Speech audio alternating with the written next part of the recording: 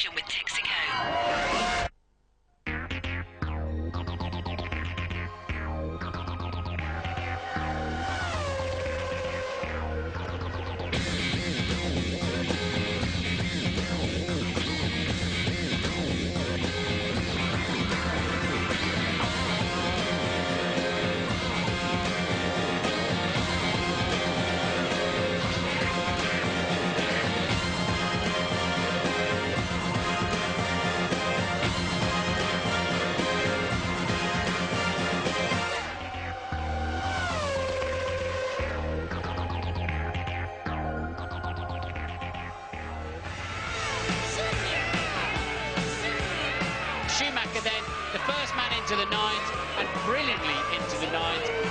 Now that is an incredible time. It is 0.6 of a second faster than Rubens Barrichello, and it's 0.8 of a second faster than Mika Häkkinen. It's one of the shortest and quickest laps of the Formula One year. Spielberg's A1 ring presents very special problems. Welcome to race day in Austria. Hello there, this is the only racetrack where you can see snow up there on the mountains. Those slopes aren't that far away, but today conditions absolutely perfect for racing on the tarmac. This is Michael Schumacher's bogey circuit, but he stuck the Ferrari on pole and comes here on top of the championship standings as well.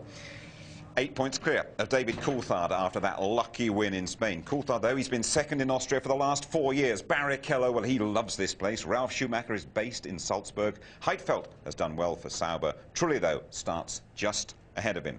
Now then, Tony Jardine, Michael Schumacher has never won here. You might just remember what happened to him last year as well. And it could happen again if you look at who's around him on the grid. He's got Juan Pablo Montoya next to him, the man who overtook him in Brazil. But Michael Schumacher started from fourth, and Overzeller Zonta, who started sixth behind him, hit him from behind. Off he spun. Jarno Trulli went into him. Look at him interlocked there. And Michael Schumacher was out. And you saw Ralf Schumacher being caught out there as well. This morning, electrical problem with the spare car. And this man is at his peak of his fitness. He said, I'm much fitter than I was this time last year. Goodness help the opposition this afternoon. Very fit. Went back, took his race car. They fixed his spare car as well. Ferrari in very, very good shape, but it's all down to the start. What chance that the two Williams cars will run away from Schumacher at the start then? Very good indeed, because requires more than 60% full throttle here, power circuit. Gerhard Berger's BMW man, so that's good for us. Juan Pablo Montoya here took second place from his teammate Ralf Schumacher, preventing the brothers on the front row as in Brazil. They're looking good, but it's a question of tyres, and I'm sure James will update us on that later on. I'm sure he will. Thank you, Tony. Let me just confirm the grid for you then. Fifth pole out of six for Michael Schumacher. Montoya, first podium in Spain, first front row here in Austria. Ralf Schumacher in the second Williams. That is a great effort. Then Barrichello, Trulli and Heidfeld, both ahead of the McLarens. Irvine's Jaguar, 13th as normal, and poor Jenson Button down on the back row. The sad truth is we expected that. A big shock, though, to see the McLarens down on the fourth row. Why is that? Well, that's what Louise Goodman has been trying to find out. McLaren topped the timesheets from the first free practice session on Friday right through to the start of the qualifying hour. Then, just when it really mattered, things started to go wrong. Never mind battling for pole, Häkkinen and Coulthard were struggling just to make it into the top 10. The team eventually recorded their worst qualifying performance in almost 4 years. Clearly a very disappointing session for everyone in the team. We didn't perform as fast as we'd gone in the morning session. So, you know, considering we're running less fuel, and you know we've had some problems with the oversteer, and we just haven't been able to attack the lap. It's quite a big disaster. We lost from the pole position maybe 7, 8, 10. So it's quite a big gap. Conditions changed quite a lot in terms of wind, and we weren't able to balance the car for that condition. McLaren has to understand and analyze it, and then when they come with the solution, we will be more clever next time. It's not over yet. You never know what happens, and we can come away with 10 points, and then qualifying will seem a distant memory. So I think it's important to keep things in perspective, and it's when the checkered flag drops that you count your points. Now, when we left him in Spain, McLaren boss Ron Dennis was still trying to sort things out with David Coulthard after accusing him on this programme of suffering a touch of brain fade. As it transpired, a computer glitch caused Coulthard's McLaren to fail. Today, Ron Dennis isn't that happy with me. As regards last weekend and my comments, I think Jim Rosenthal's a little bit to blame for that, because what I shared with your viewers was based on the information I was given during the course of the race. I qualified it, and by saying we hadn't got all the information at that stage, or something similar to that. And then, of course, the only thing fed into David was the fact that I'd suffered from brain fade. It scores sort of less than 1 out of 10 as being an insulting remark. I don't think many of the viewers appreciate, you know, we have our own expressions, common down the pit lane, and brain fade just refers to a sort of momentary lapse of concentration. I think it scored just a bit more than 1 out of 10 in David Coulthard's book of Formula One insults, judging by the look in his eyes in Barcelona. OK then, coming up we have Murray's memories of the Österreich ring. There's Martin's grid walk too. After the race, by the way, our competition result. And there's Ross Kemp learning the ropes with Jordan. Ross intends to be in the pit crew for real at the British Grand Prix.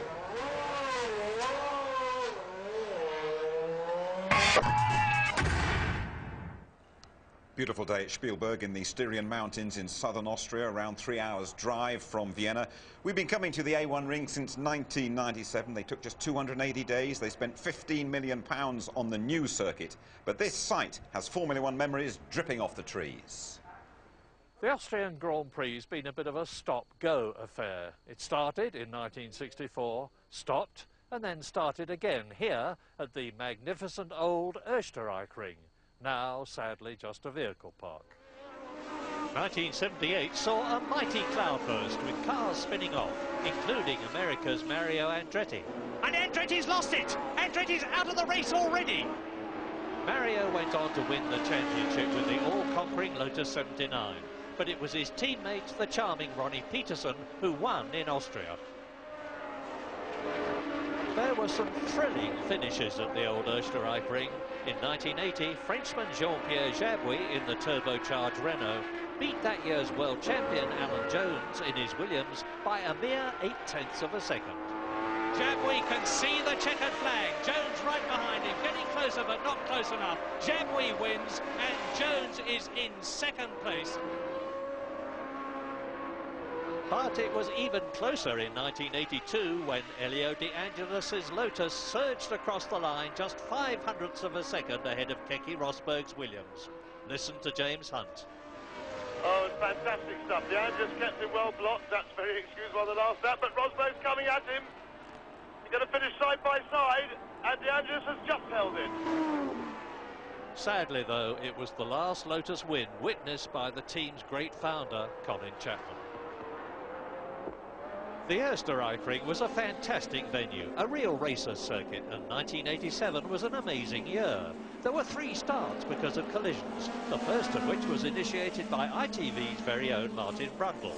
But it was our other British hero who'd take the glory, Nigel Mansell in his Williams Honda, at a blistering average of 146 miles an hour. And here he is, completing the 52nd and last lap of the Austrian Grand Prix. And as Nigel Mansell crosses the line to win, there is no checkered flag. Nigel did win the race, and then came the interview. Nigel, first of all, will you carefully and slowly take your hat off? You've got an enormous bump on your head. Can you let them see it? I don't know where they are. There you go. Right up there. Oh, I'm sorry. Off with the old and on with the new. The A1 ring, a shortened and sanitised circuit in the same beautiful valley, which opened in 1997.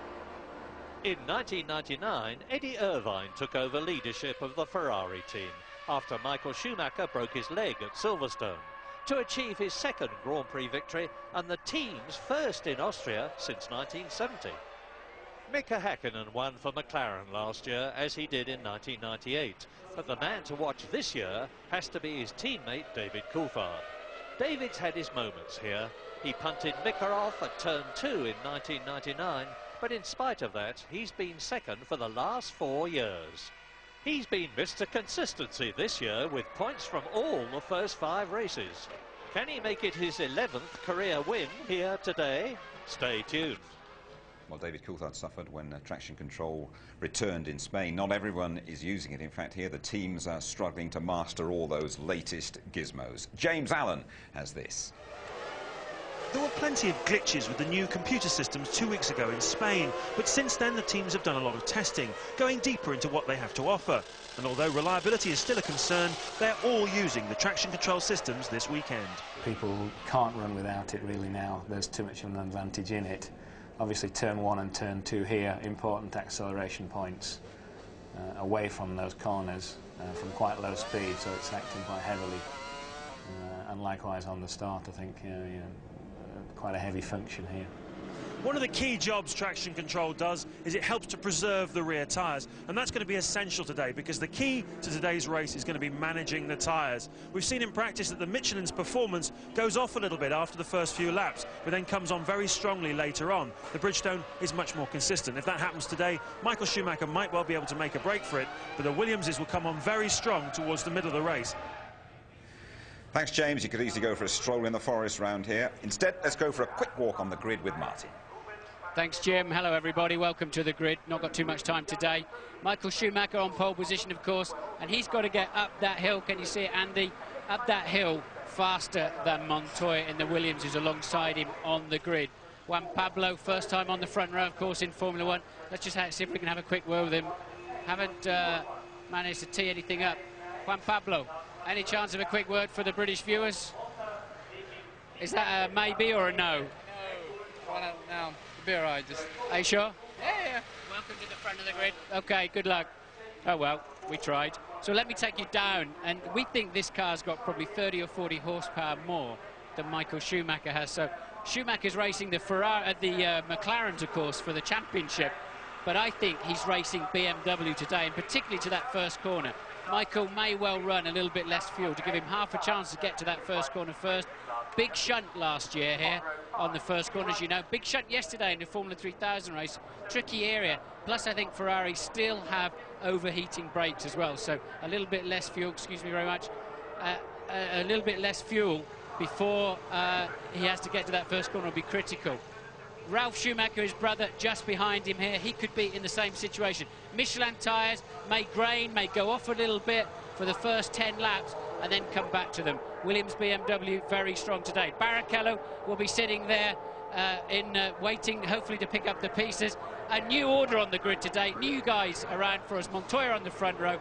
Truly here in 5th place. You can already see him in the car. Häkkinen and Schumacher and Coulthard having a bad time. Back to you. Thanks very much indeed, Martin. We are all set. Last year, Michael Schumacher didn't get beyond the first corner.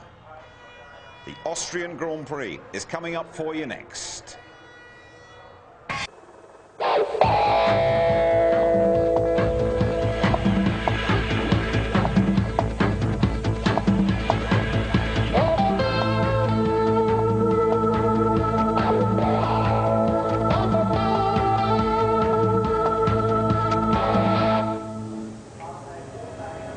Welcome back to the A1 ring. It's 20 degrees for race 6 of F1 2001, the Austrian Grand Prix. Don't forget, after the action, the result of our competition, plus Ross Kemp's dramas as a Jordan mechanic. But now we join Martin Brundle and Murray Walker. Beautiful day for it, Murray. Absolutely sensational day, Jim, and this wonderful scenery all around us. It is the most picturesque Grand Prix circuit in the world, without a doubt. Now, you've had the scene set superbly for you by Martin. I'm going to repeat the key points, because so very often at this Austrian Grand Prix, the opening first 2 corners have in effect settled the race. Last year, you've seen the footage of Michael Schumacher being punted off by Zonta. His teammate, Rubens Barrichello, being hit by Jarno Trulli. Well, they come surging up to that first corner here, uphill. You can see it's the bottom left corner on the graphic you're looking at.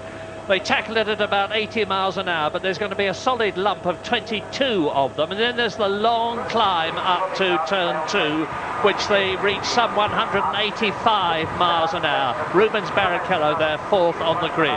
Now, Michael Schumacher, as is his way today, was last out of the garage. Everybody was on the grid, and at 1/4 to the hour, just before the last possible moment he could leave the garage, he did so. Rolled out onto the grid. Everybody melted away as the Ferrari cut its way along the tarmac into that pole position.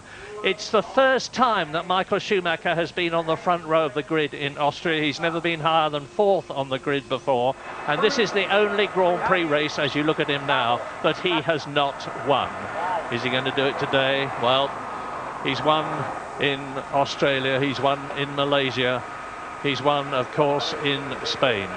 And he's got these row of pole positions. Only one pole position this year has been denied him, and that was David Coulthard, the San Marino Grand Prix.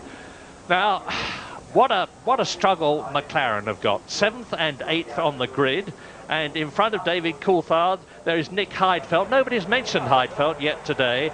The young German driver in the Sauber, very much the team of the season as far as I'm concerned. Superb effort with their Ferrari engines to be up in 6th position for Heidfeld and 9th position for newcomer Kimi Räikkönen. So Coulthard and Häkkinen have got Heidfeld and Trulli and Barrichello and Schumacher and Montoya to pass before they can get to grips with Michael Schumacher, assuming, and what a big assuming it is, he gets round the first corner and clears off. What do you think? Michael had a bit of a cloudy face as he came to the grid. A few dignitaries standing in the way of his grid slot. He didn't look too happy at all when I was down there, Murray, just before walking along the grid. And he's really got a job on his hands this afternoon to fight off those BMW Williams. He knows they've got 5 or 6 kilometres straight line speed advantage on him. Plus, when they're in his slipstream, it could be as high as 10 Ks. And I think Montoya knows that if he gets away reasonably well, and of course they've got launch control now, they should all get away quite well. The inside of the track very, very dirty. Saw 1 or 2 of the runners thinking ahead and trying to clean up that side of the grid this morning during the warm-up. Fastest, of course, Häkkinen, and second Coulthard. Every other session this weekend, and McLaren has been fastest up until when it really mattered in qualifying. They got the setup wrong. They didn't react fast enough. They hit traffic. It was windy, it was dusty, and they've given themselves quite a headache for the afternoon. If Michael Schumacher can get away early on in this race, I think then he could be extending his World Championship advantage today. So Michael knows the early stage of this race are absolutely critical.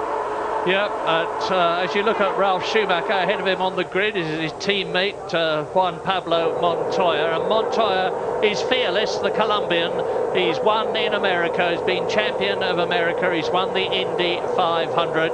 And you look at Jarno Trulli and now at Pablo Montoya himself. 22 cars on the grid. Jenson Button right at the back in the Benetton, and his teammate Fisichella in front of him. The Benettons are still climbing that massive mountain. Tasso Marquez in the European Minardi is 22nd on the grid. At any moment now, the parade lap, the formation lap will begin. Now there are 71 laps in this race. It's a short track, 2.7 miles long, and away they go. Talk us round, Martin. Yes, no, they don't want to use the launch control too much off the grid. They want to lay 2 black lines of as much rubber as they can get down to give themselves a better chance next time around. That's a very steep hill, as I hope you could see on the grid walk. Up there into turn 1 means you can brake super late, but it's dirty on the inside. A long sweeping straight then down towards turn 2, which has another uphill arrival zone. And again, this does tend to be an overtaking slot, but it's got to be a willing party that you're overtaking into there. 2 cars cannot get around there safely at the same time. They almost always end in tears towards how the old track used to be now, just for a little while as they head down into turn 3. Tricky corner. The cars always look quite slow and clumsy through there. Bit of off camber, the track falls away from you. And cutting back now to the McLaren Mercedes-Benz pit. Hopefully we'll go back on track. Yes, we will, as they head through turn 5. A really fast left-hander where they lean right on the outside of the racetrack, straight into another left-hander. If you any problems out of one corner, you're straight into the next one. Tends to have a snowball effect. then a pretty easy turn 7 before they come over the crest here into the corner where they've all been flying off the racetrack through practice and qualifying. It's a high-speed arrival, something around 150 miles an hour over the crest of the hill there, and immediately feed the car in over a new white line that marks the pit lane entry. And this is the final corner where they have to launch off the curb, try to catch the car the other side, keeping as much throttle on as possible into gain once again rather, that pit straight up the hill towards turn 1. So, just remember, it is this first turn that's going to be critical. Michael Schumacher, nearest you on the right-hand side. Then Montoya. Behind Michael Schumacher, his brother, Ralph. Behind Montoya is Rubens Barrichello. Then Jarno Trulli, Nick Heidfeld in the Sauber. And in row 4, the 2 McLarens as Jenson Button brings up the rear. The last grid, that is the 11th row of the grid. Look at Montoya. Watch for the lights when they come. There they are. It's going to be 5 when they all go out. The race will begin. There'll be a pause after the 5th light. And it's go. They get away. A good start, a brilliant start. And the 2 Jordans are left on the line. And up. And it's the 2 Williams in the lead already. Montoya leads. And Ralf Schumacher is in 2nd place. Michael Schumacher down to 3rd position. And look at that. Hakkinen 2, so we've got a Sauber, a Jordan, and McLaren. There's another car also on the grid, so launch controls are still not sorted out. We've got a Williams 1-2, a Ferrari 3-4, Coulthard then. Too many cars to clear on the line, Murray. I wonder if they'll have to bring the safety car out. So many cars to get out of the way. Yeah, it's a very short lap. It's Raikkonen who is stuck down there. And off goes the Jordan, and they're pushing it away from the line. Let us hope that they are able to clear those cars, because it's a magnificent start for the 2 Williams BMWs, and Montoya leads a Grand Prix, as he did in Brazil, and it is Mika Hakkinen who is sitting on the line. Mika Hakkinen, who was 8th, the man who has done so badly in the World Championship this year, a double World Champion already, but lap 1, Montoya leads. Ralf Schumacher, Michael Schumacher, Barrichello is still in 4th position. He started there. I think they have to bring the safety car out, Murray. Too many cars to clear away. And let me have a look, see if I can see any kind of notice. The safety car is deployed, as you can now see on your screen. They cannot clear Hakkinen out of the way. He's not really in a super dangerous situation. Clearly they can't find neutral. There should be a separate reservoir of energy to pull that car into neutral. You lose all the hydraulic power when the engine dies. Should be a separate source of energy. It's not working on the McLaren. And when you see a replay of the start, both Williams BMWs flying off the line. Michael Schumacher appearing to get away well, but just not going anywhere once he got up to speed. And we saw 4 cars stalled on the line. You can see them bumping along. They're actually turning the engine over as they're trying to push that McLaren along. And really, he's going to have to get out, and they're going to have to crane it off. Mika says, I don't know, that's it. Shakes his head.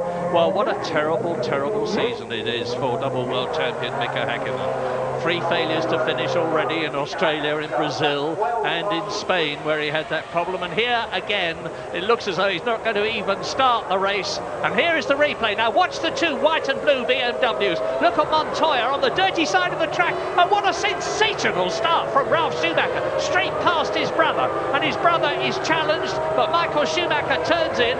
He's cleared that first corner this year. Martin, take this one again. Look, they're just having to dive all over the place. So many. I've never seen so many stalled cars on the grid. Both Jordans then, Hakkinen and Raikkonen, and no dramas at the first corner. We're missing some key players by the time we get there. And look, a Williams 1-2. Coulthard appeared to have a good start. Look, virtually past both Ferraris, but then lost out somehow. Is now back down in 5th place. And look at that. That's a sinking feeling in your heart if you're Eddie Jordan. And a disaster. All of these Fandango electronics, look, and they're just failing. They're failing the drivers, they're failing the teams. Just goes to show the best electronic brains in the world couldn't solve that problem. Now, with the safety car out, and there's the replay again, and that start from Ralf Schumacher's is one of the best I have ever seen in Grand Prix racing. Straight up to his teammate. Now, the order now, we're on lap 3, of course, with the safety car still out, with Montoya leading Ralf Schumacher in the Williams BMW, Michael Schumacher 3rd, his teammate Rubens Barrichello is 4th, David Coulthard, who started 7th, has gained 2 places, he's up to 5th. And here's that start. Look at Ralph, just hooked it up beautifully. But Montoya keeps the inside line, doesn't really squeeze his teammate. And Ralph, knowing he's going to have to yield, Michael just did not get away. It looked like there was much too much power being taken out by his launch control. Moved off the line. I stood looking out of the window while you were talking, Mary. Michael Schumacher moving away nicely as the lights went off, but just didn't go anywhere. And the Williams BMWs just launched, didn't they? But the start of the Austrian Grand Prix was not Ralf Schumacher, it was Eddie Irvine. 13th on the grid, 1-3, and he's in 6th position now in the Jaguar. I don't think he'll be expected to stay there because Jaguar are still working very hard on the car, but you can see him bobbing and weaving as he goes into the right-hander at turn 4.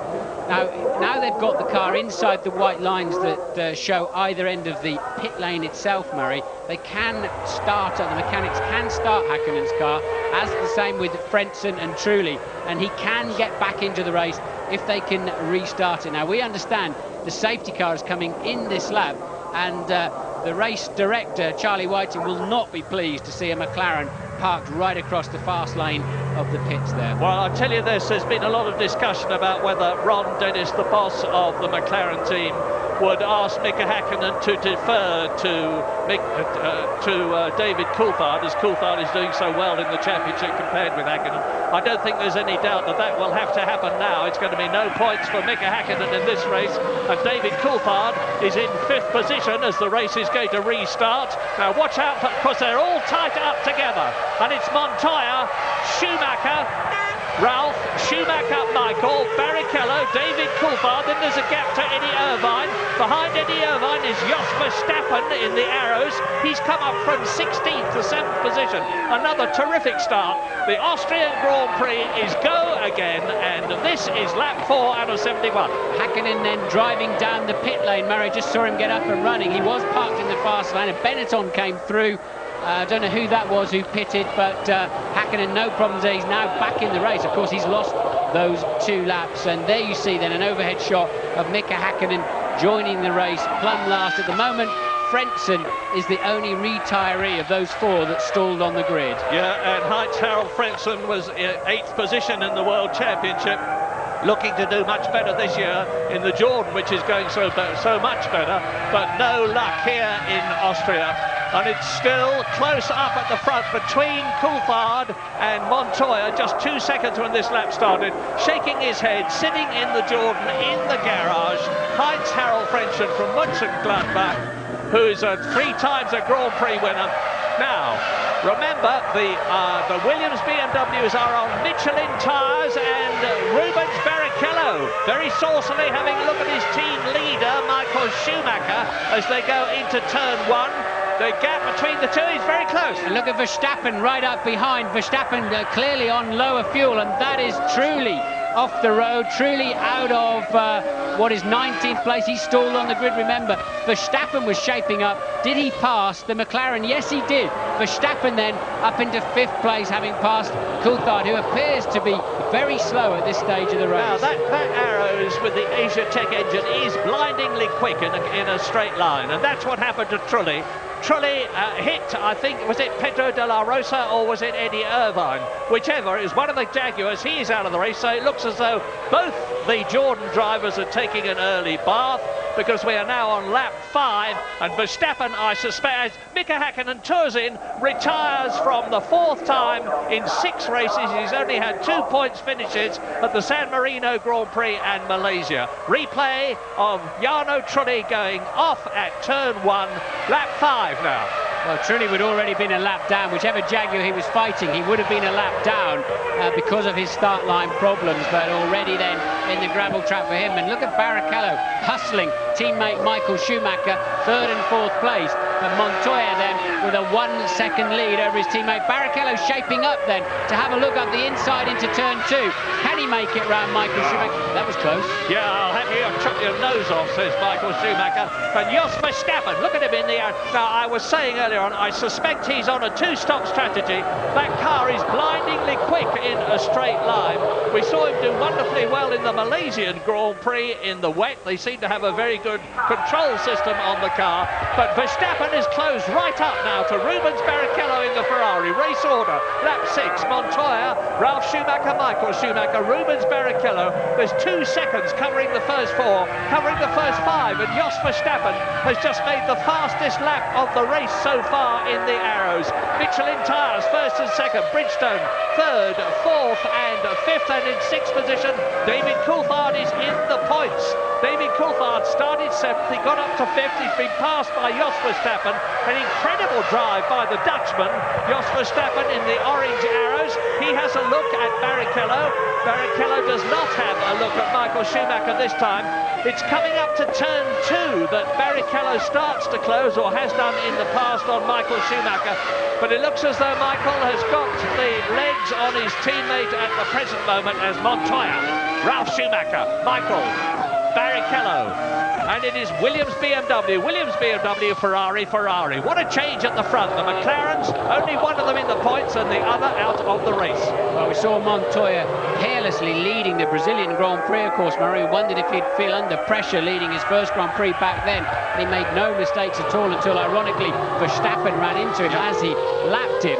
But there's a good squabble down the field, and that must be Irvine, Panis, Villeneuve and Bernoldi in the second Arrow. So we're looking there at 8th, 9th, 10th and 11th, and as you can see, it's very close. Yeah, the 2 Arrows are doing well. Enrique Bernoldi from Brazil, new to Grand Prix racing, Formula 1 this year, and the Williams team in the garage look impassively at their man as they cross the line. And already we have exceeded 1/10 distance in the Austrian Grand Prix, and Jos Verstappen driving magnificently. Now, that is Heidfeld behind, no, it's Raikkonen. Kimi Raikkonen in 7th position behind David Coulthard, the man in the points in the McLaren. And out of the race already, Heinz-Harald Frentzen, Mika Häkkinen and Fisichella has retired in the Benetton. 19 left out of the 22 who started, lap 8. Yes, it was obviously Raikkonen then who got away well. It was Heidfeld in the sister Sauber that stalled on the line, not Raikkonen. Heidfeld down in 18th, Trulli down in 19th. The other 2 stallers on the grid are both out of the race. Häkkinen and Frentzen, they're unable to get those cars running. You saw Häkkinen pulling in the pit garage, nose first. He knew his day was over. And now Verstappen's got up onto the back of Barrichello. Can't do too much about the Ferraris.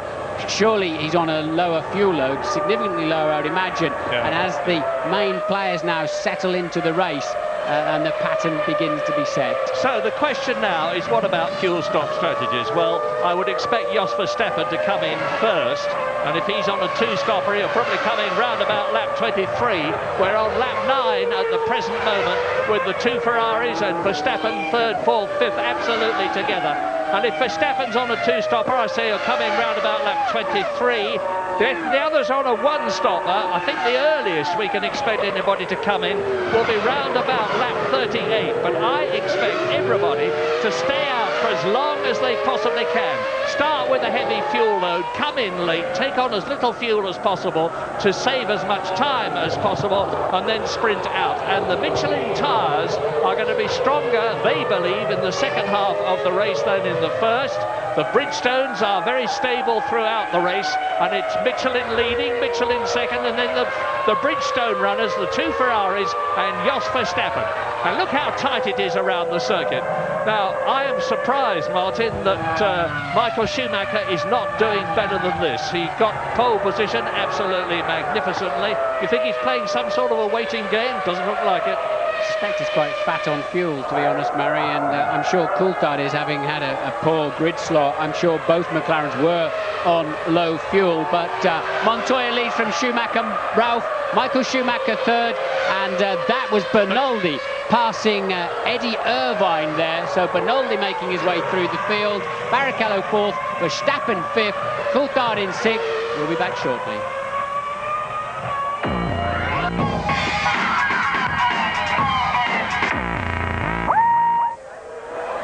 Lap 12 out of 71, and you are looking at the stricken Williams BMW of Ralf Schumacher, who has just retired. He has rolled into the pit lane, having lost his place. There goes Schumacher, Michael through. There goes Barrichello There goes Verstappen in the arrows. So Verstappen is now up into 4th position, and Montoya is being pushed very hard indeed. If that's the replay then of Ralf Schumacher falling out of the race, some kind of technical problem on the way into turn 3. This happened earlier on in the race too. Eddie Irvine seems to be going backwards down the field, squeezing Villeneuve. They just the gentlest of kisses, and Villeneuve into a bit of a pendulum swing there. Irvine still holding down 9th place, certainly on his back foot. Jacques having to take to the grass. Yeah, he lost it initially, didn't he, off of the actual curbing and grass on the way in, as Eddie probably didn't see him coming up there. So Jacques will recover from that spin. We don't know what the problem is with Ralf Schumacher. And now look, the 2 Ferraris are hustling Montoya. Montoya's fallen off the pace by some 0.8 of a second. Remember what I said to you on the grid. The Michelins apparently go away then for 10 to 15 laps after the early stages of the running, and hopefully come back to them later in the stint. And now you're seeing all the signs of that as the 2 Ferraris, Verstappen and Coulthard, home in on Montoya in the lead. James. Yeah, Ralf Schumacher knew the game was up, Martin, as he rolled down the pit lane. The engine was switched off. The mechanics have had a really good look at the car, and it's a right rear problem. I think it's a suspension failure. Could be a brake problem, but it's more likely to be a suspension failure. But as you say, these tyres, the Michelin tyres, Montoya's struggling. And thank you, James, because now Michael Schumacher is right up with Montoya's Williams BMW, pushing very hard indeed. The Colombian is under pressure with a massive capital P, and Rubens Barrichello is hanging on to Michael Schumacher, and absolutely fabulous. Look at the way Jos Verstappen in the orange arrows is hanging on to the 3 cars ahead of him. They must have a lot of horsepower compared with him, but that Asia Tech engine is very strong indeed. They've been developing it. He's running very low downforce, but he's managing to hold the car on the track, and that is through into lap 14 out of 71.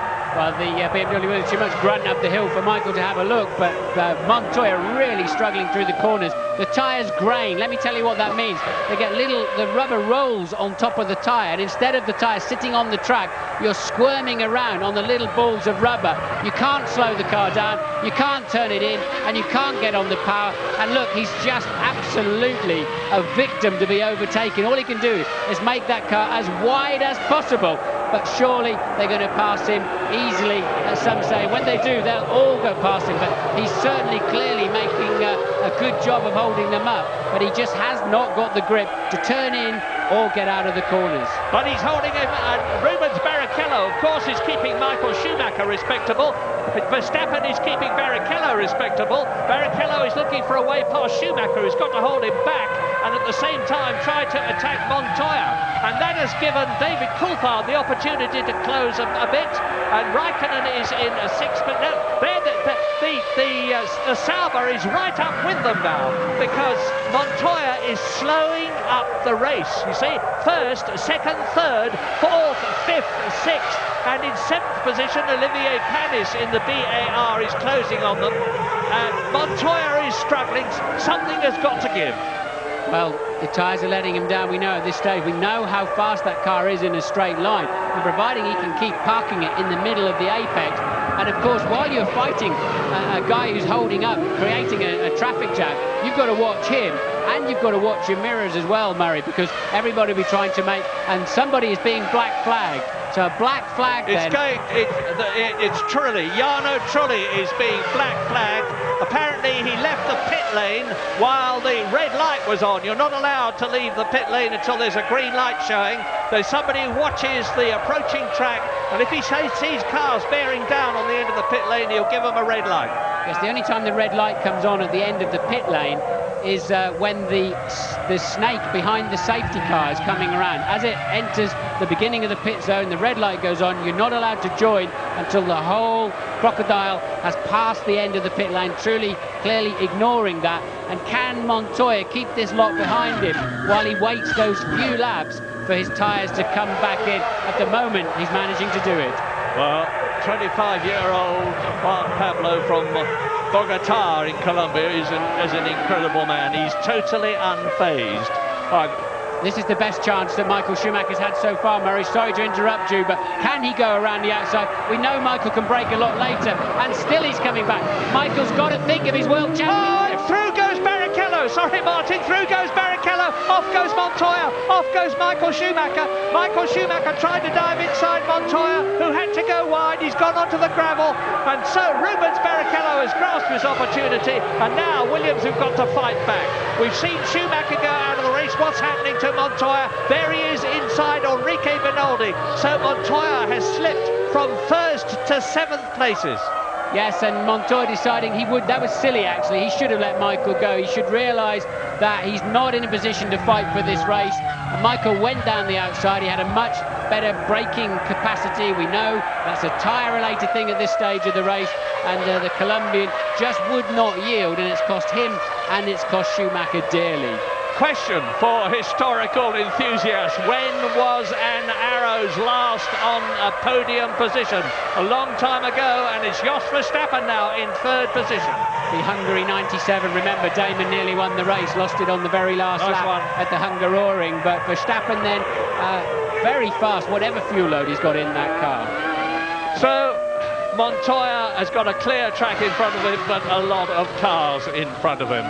And David Coulthard is now right up there with Jos Verstappen. It's Barrichello leading. It is Verstappen now in 2nd position. And behind Verstappen is David Coulthard. It's getting very stretched indeed as Michael Schumacher closes in 6th position on Olivier Panis.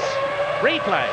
Here we go then, Michael saying, OK, you're going to cover the line. Well, I'll have to go down the outside. And the Colombian getting back off the brakes, look, losing the back of the car, really just almost sacrificed himself in that corner so as not to lose the lead, and Michael Schumacher definitely paid the price. He had no option but to try to go around the outside of him. The Colombian doing such a good job of blocking the racing line, and he's perfectly entitled to do that, but as he got off the brake pedal he left himself way too little space to slow the car down.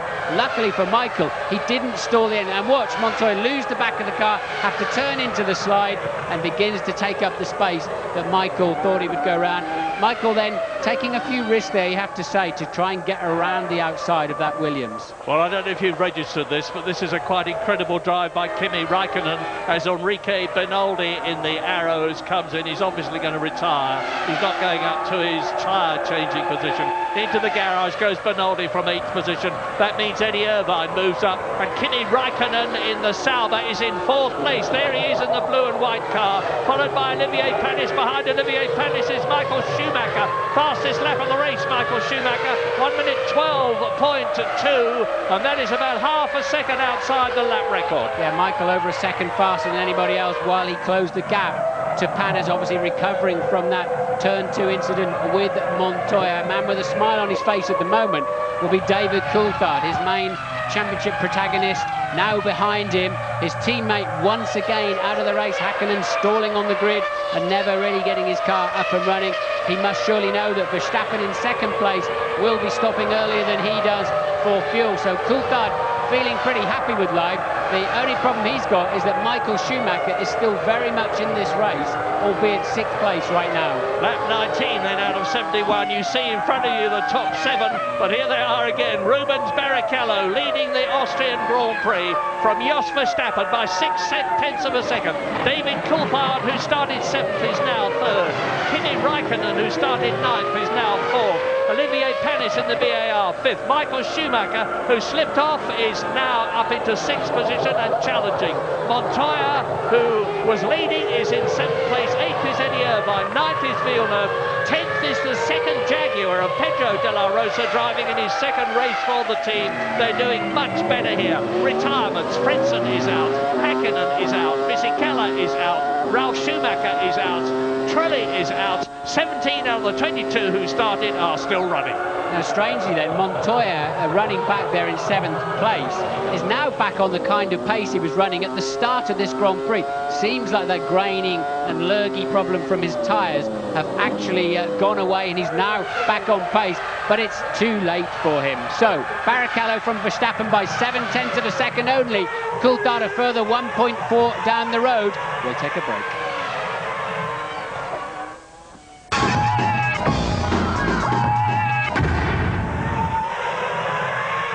Lap 22 out of 71 then, just approaching 1/3 distance as you look at Juan Pablo Montoya in the Williams.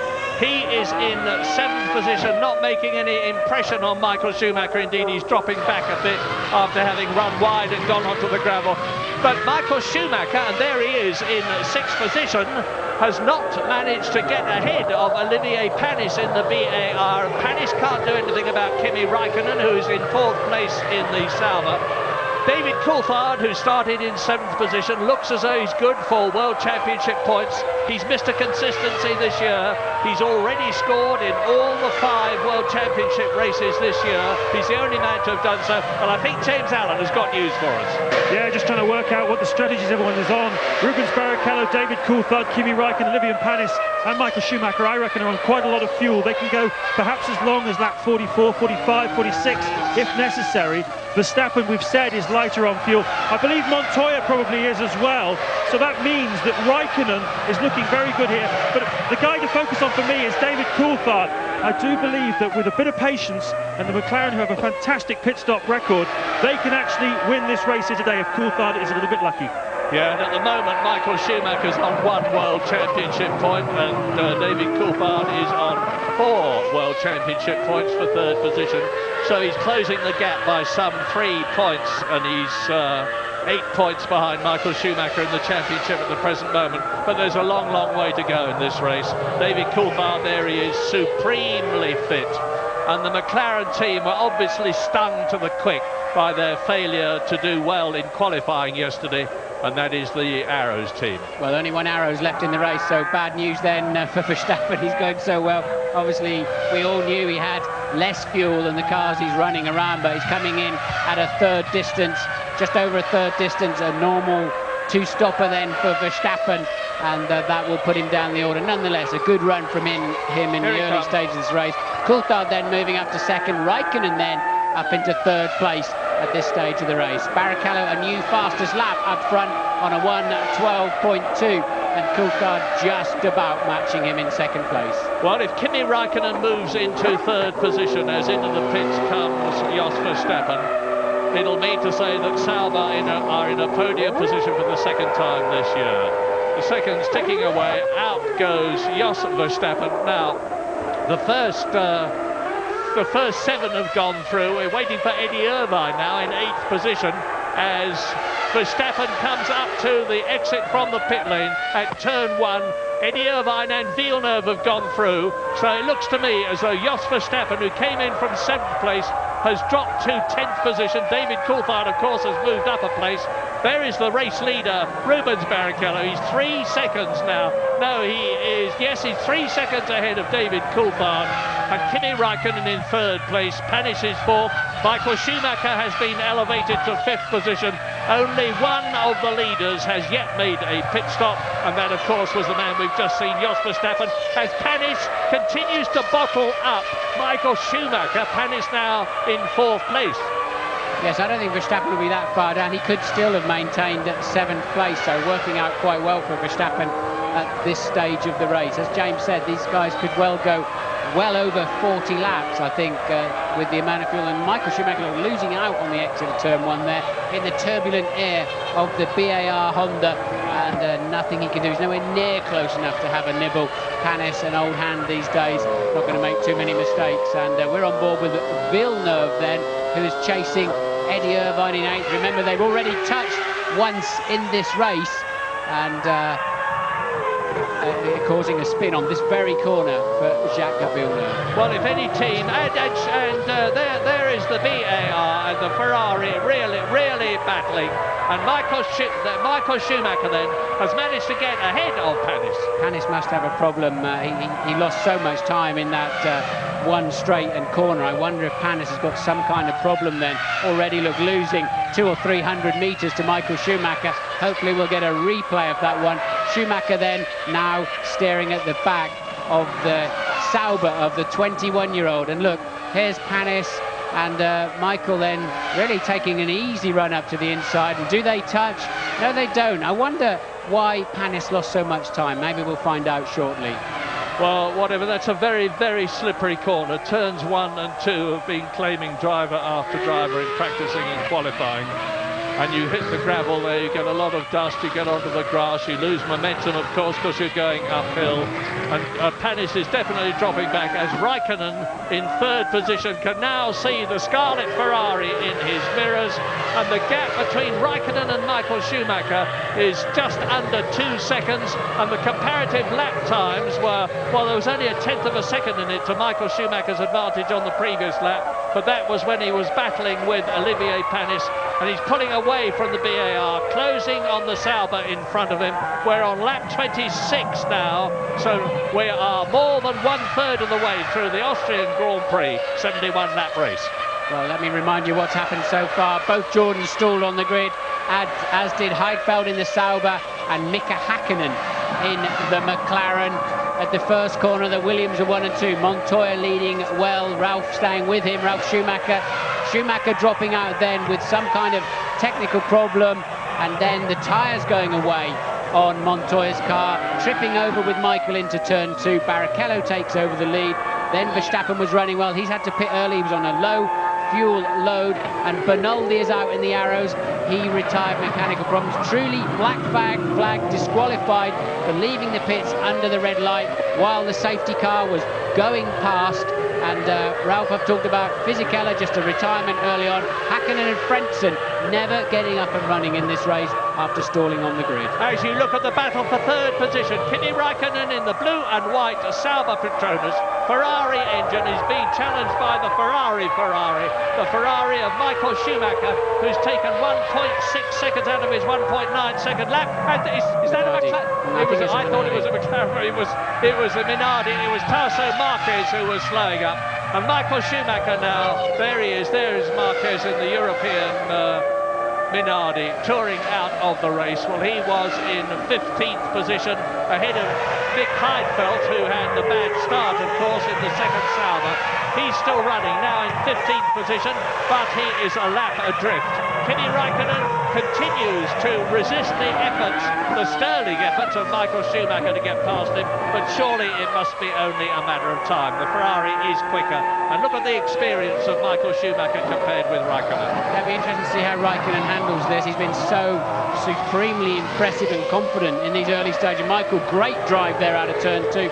Surely just in the sweet spot for a good tow all the way down. We know the Works Ferrari engine must have more power than the customer Ferrari engine, and there you see it clearly for yourselves. Back into the podium position, Michael Schumacher, who slid off at turn 2 in that confrontation with Juan Pablo Montoya, who is now in the points, incidentally. Montoya, with Verstappen having come into the pits, is now in 6th position.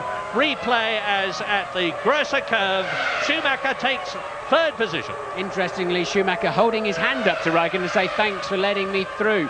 I think it's really thanks for being mature and sensible about this. I don't think Raikkonen was making it too easy for Michael Schumacher. Michael feeling the need to thank him. And there's Michael lining up. Must have been a replay earlier in the race as he was lining up to pass Panis. Probably getting on for another 20 laps before the leaders come in for their sole pit stop. But the top 6 on lap 29 out of 71. Rubens Barrichello 2.3 seconds ahead of David Coulthard, who is 4 seconds ahead of Michael Schumacher, who is just past Kimi Raikkonen, who is 4th. 5th is Olivier Panis in the BAR. 6th is Montoya, the previous race leader. We are leaving Spielberg, but come back to us soon now.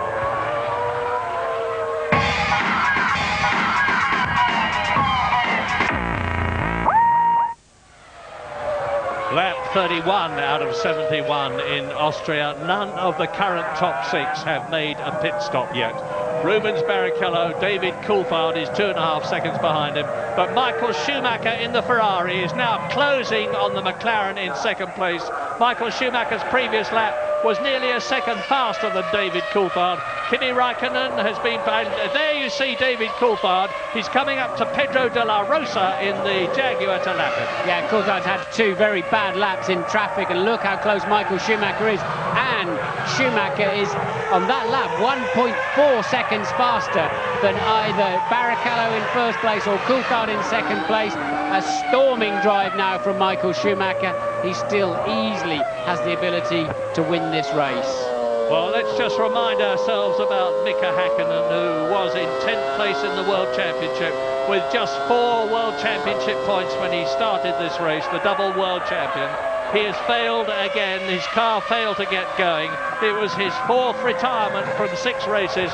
It really does look now as though Mika Häkkinen is out of the championship from this year, and that he will have to defer to his teammate David Coulthard, who's had those 5 points finishes from 5 races this year, who is in 2nd position this year now here, and he is some 3.5 seconds behind Rubens Barrichello as we ride with the BAR of Jacques Villeneuve with Eddie Irvine's Jaguar. There he is. There is Villeneuve, who suffered an engine failure in the half-hour warm-up this morning. Changed cars, and he's out in the spare car now as Barrichello turns into turn 1. Now the climb up to turn 2 as he builds to 185 miles an hour. Down through the box into 2nd gear from 7th to 40 miles an hour on the apex. Stop it sliding. Just nip over the curbing there. Keep your left wheels off the grass. Down to turn 3, the Gerser curve. 2nd gear, 55 miles an hour. There is Jean Alesi in the blue Prost, about to be lapped by David Coulthard, who has got Michael Schumacher bearing down on him. Ron Dennis there, and Michael Schumacher is now 1.7 seconds, 1/10 of a second slower than Coulthard on the previous lap, and he has lapped Alesi. He has lapped Alesi. And does Michael Schumacher get held up? Yes, he does, slightly behind Alesi. Alesi now yielding, but cost Schumacher there just a little bit, and Coulthard now with a bit of breathing space in front of him has fallen to 3.8 seconds behind. The traffic has not played into his hands at all, and both Ferraris gaining, and Coulthard now very much the meat in a Ferrari sandwich. Yeah, we ought to be seeing some pretty quick laps soon because the fuel load is dropping all the time. Of course, the best lap we've had so far was Michael Schumacher, 1 minute 11.6, which is actually a new lap record. David Coulthard created the lap record last year, 1 minute 11.78. So Michael Schumacher has already broken the lap record. His fuel load is dropping. The weight of the car is going down. David Coulthard, Michael Schumacher, and the gap just over 1.5 seconds. But Michael Schumacher is going faster on this lap than he's been before. It's exactly as I was just saying. As the fuel load goes down, he goes faster. He's just gone through the first of the 3 sectors on this circuit, faster than anybody. But what a battle is developing behind him, because we've now got lapped cars, and it's happening all the way down the field as Raikkonen and Panis and the others close up on them. Yes, the big fight then is Montoya you're now looking at, closing in on Panis. 5th Panis, 6th Montoya. Remember, he fell back to 7th when he had near coming together with Michael Schumacher into turn 2, and there's clear air at the front. Now we're going to see who's got the pace. Villeneuve then passing, and Montoya, I think that must be Eddie Irvine with some kind of problem. Louise. And sadly with Mika Häkkinen, Mika, the 2nd race in a row we've seen the McLaren fail to get away off the line cleanly. Presumably it's your electronics yet again? We simply don't know. We simply don't know. The team will investigate tonight and also tomorrow whole day to understand what has happened, and we don't know, was it my mistake or was it the technical failure in the car? It's very complicated to see that. So many races into the championship now, so few points on the scoreboard. Is this the end of your championship hopes? Well, it doesn't look too promising, does it? Thanks, Mika. Oh, bless him. He's a lovely bloke, very phlegmatic about it, because Mika Häkkinen, as I said earlier on, had only got 4 World Championship points compared with Michael's 36 when the race started. He's got no World Championship points from this race. Michael Schumacher, if he finishes, is going to get at least 4, I think.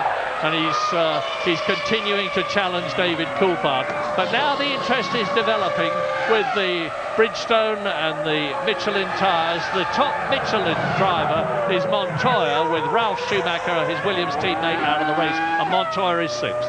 New fastest lap then of a 1:11.1 for Michael Schumacher. As I said, clear air at the front. And what did Barrichello do? A 1:11.8. Coulthard a 1:11.4. Michael Schumacher a 1:11.1. So there you can see the pace, and Michael Schumacher, this is critical for Coulthard. He knows that if he lets Schumacher pass, Surely Barrichello will be told to yield. If it's a Ferrari 1-2, Barrichello will have to yield, and it'll be 10 points for Michael and 4 points for David if he ends up in third place. So he's somehow got to stay ahead of that Ferrari of Michael Schumacher's so that Ferrari cannot bring team play into it. Yeah, at the present moment, with the Ferraris first and third, they're on a potential 14 Constructors' World Championship points, compared with McLaren's 6 for David Coulthard. So the gap is extending by 8 points, and Ferrari were already 18 points ahead of McLaren. Ferrari, who won the Constructors' Championship in 1999, but lost the Drivers' Championship, and then they won it again last year, of course, so they're looking for a hat-trick to prove that they really, really, really are back at the top of Formula One, as historically they have been in the past. But they've had major gaps. Now, there is the Sauber diving out to take Jean Alesi, pursued by Montoya and Panis, there is Montoya. He is in 6th position, and you're looking now, the battle for 5th and 6th, Panis and Montoya. Yeah, strange. We saw Panis really fall away from the pace, didn't we? And Michael Schumacher passed him easily in a straight line. Whatever his glitch was, it's fine now. So Raikkonen 4th, 2.2 seconds ahead. Then you can see Raikkonen at the front. That is a lapped Prost, and Panis coming under pressure. Montoya not close enough up there into turn 3, and they are just 0.4 of a second apart last time past the pits, and it's even less now. So a good scrap there. But look at Raikkonen up there in 4th place, and he clearly is not on a light fuel load. They're 37th, this is the 37th lap of the race. And the Jaguar team mechanics coming out into the pit lane. I would guess it's for Eddie Irvine, who is in 8th position. There's quite a gap between him and Jos Verstappen. He's got Jacques Villeneuve right behind him, and Montoya is continuing to press. Now look at the gap between Raikkonen. There is Alesi about to be lapped. And Panis running wide in the last turn. Montoya then just easily breezing up the inside, and Panis will not get back as they head up into 1. So Montoya takes over 6th place. And Michael Schumacher is continuing to fly. He's now less than a second behind David Coulthard. Replay, Alesi in the blue car. Montoya dives inside. Panis's BAR gains the place. He's up into 5th position with Raikkonen, Schumacher, Coulthard and Barrichello ahead of him. We're looking at Rubens Barrichello, the man who won the German Grand Prix last year for Ferrari. His sole win for the Maranello team. Eddie, and the Jaguar exits the pit lane. Della Rosa it was then that Jaguar were waiting for, so from 13th place Della Rosa came in for a pit stop. He's been lapped already. Everybody up to Jacques Villeneuve in 9th place has been lapped at this stage of the race, and it's really a head-to-head between Coulthard. It's 11.6 for Barrichello and 11.3 for Coulthard, and 11.288, just 0.8 of a second behind then for Michael Schumacher. Not much to choose. So who is behind Schumacher that you're looking at now? Well, Raikkonen is 4th, Montoya is 5th, Panis is in 6th. Those are the points position. Jos Verstappen, who was going so well in 2nd place, is still close to the points. He's 7th position in the arrows, having made 1 pit stop, the highest runner to have stopped. Eddie Irvine is still out there, 8th position. Jacques Villeneuve just behind him is 9th. Jean Alesi, who you've just seen lapped by the 3 leaders, is 10th. And Jenson Button in the Benetton, by virtue of staying out, although he's been lapped, is higher than he's used to this year. He's in 11th position.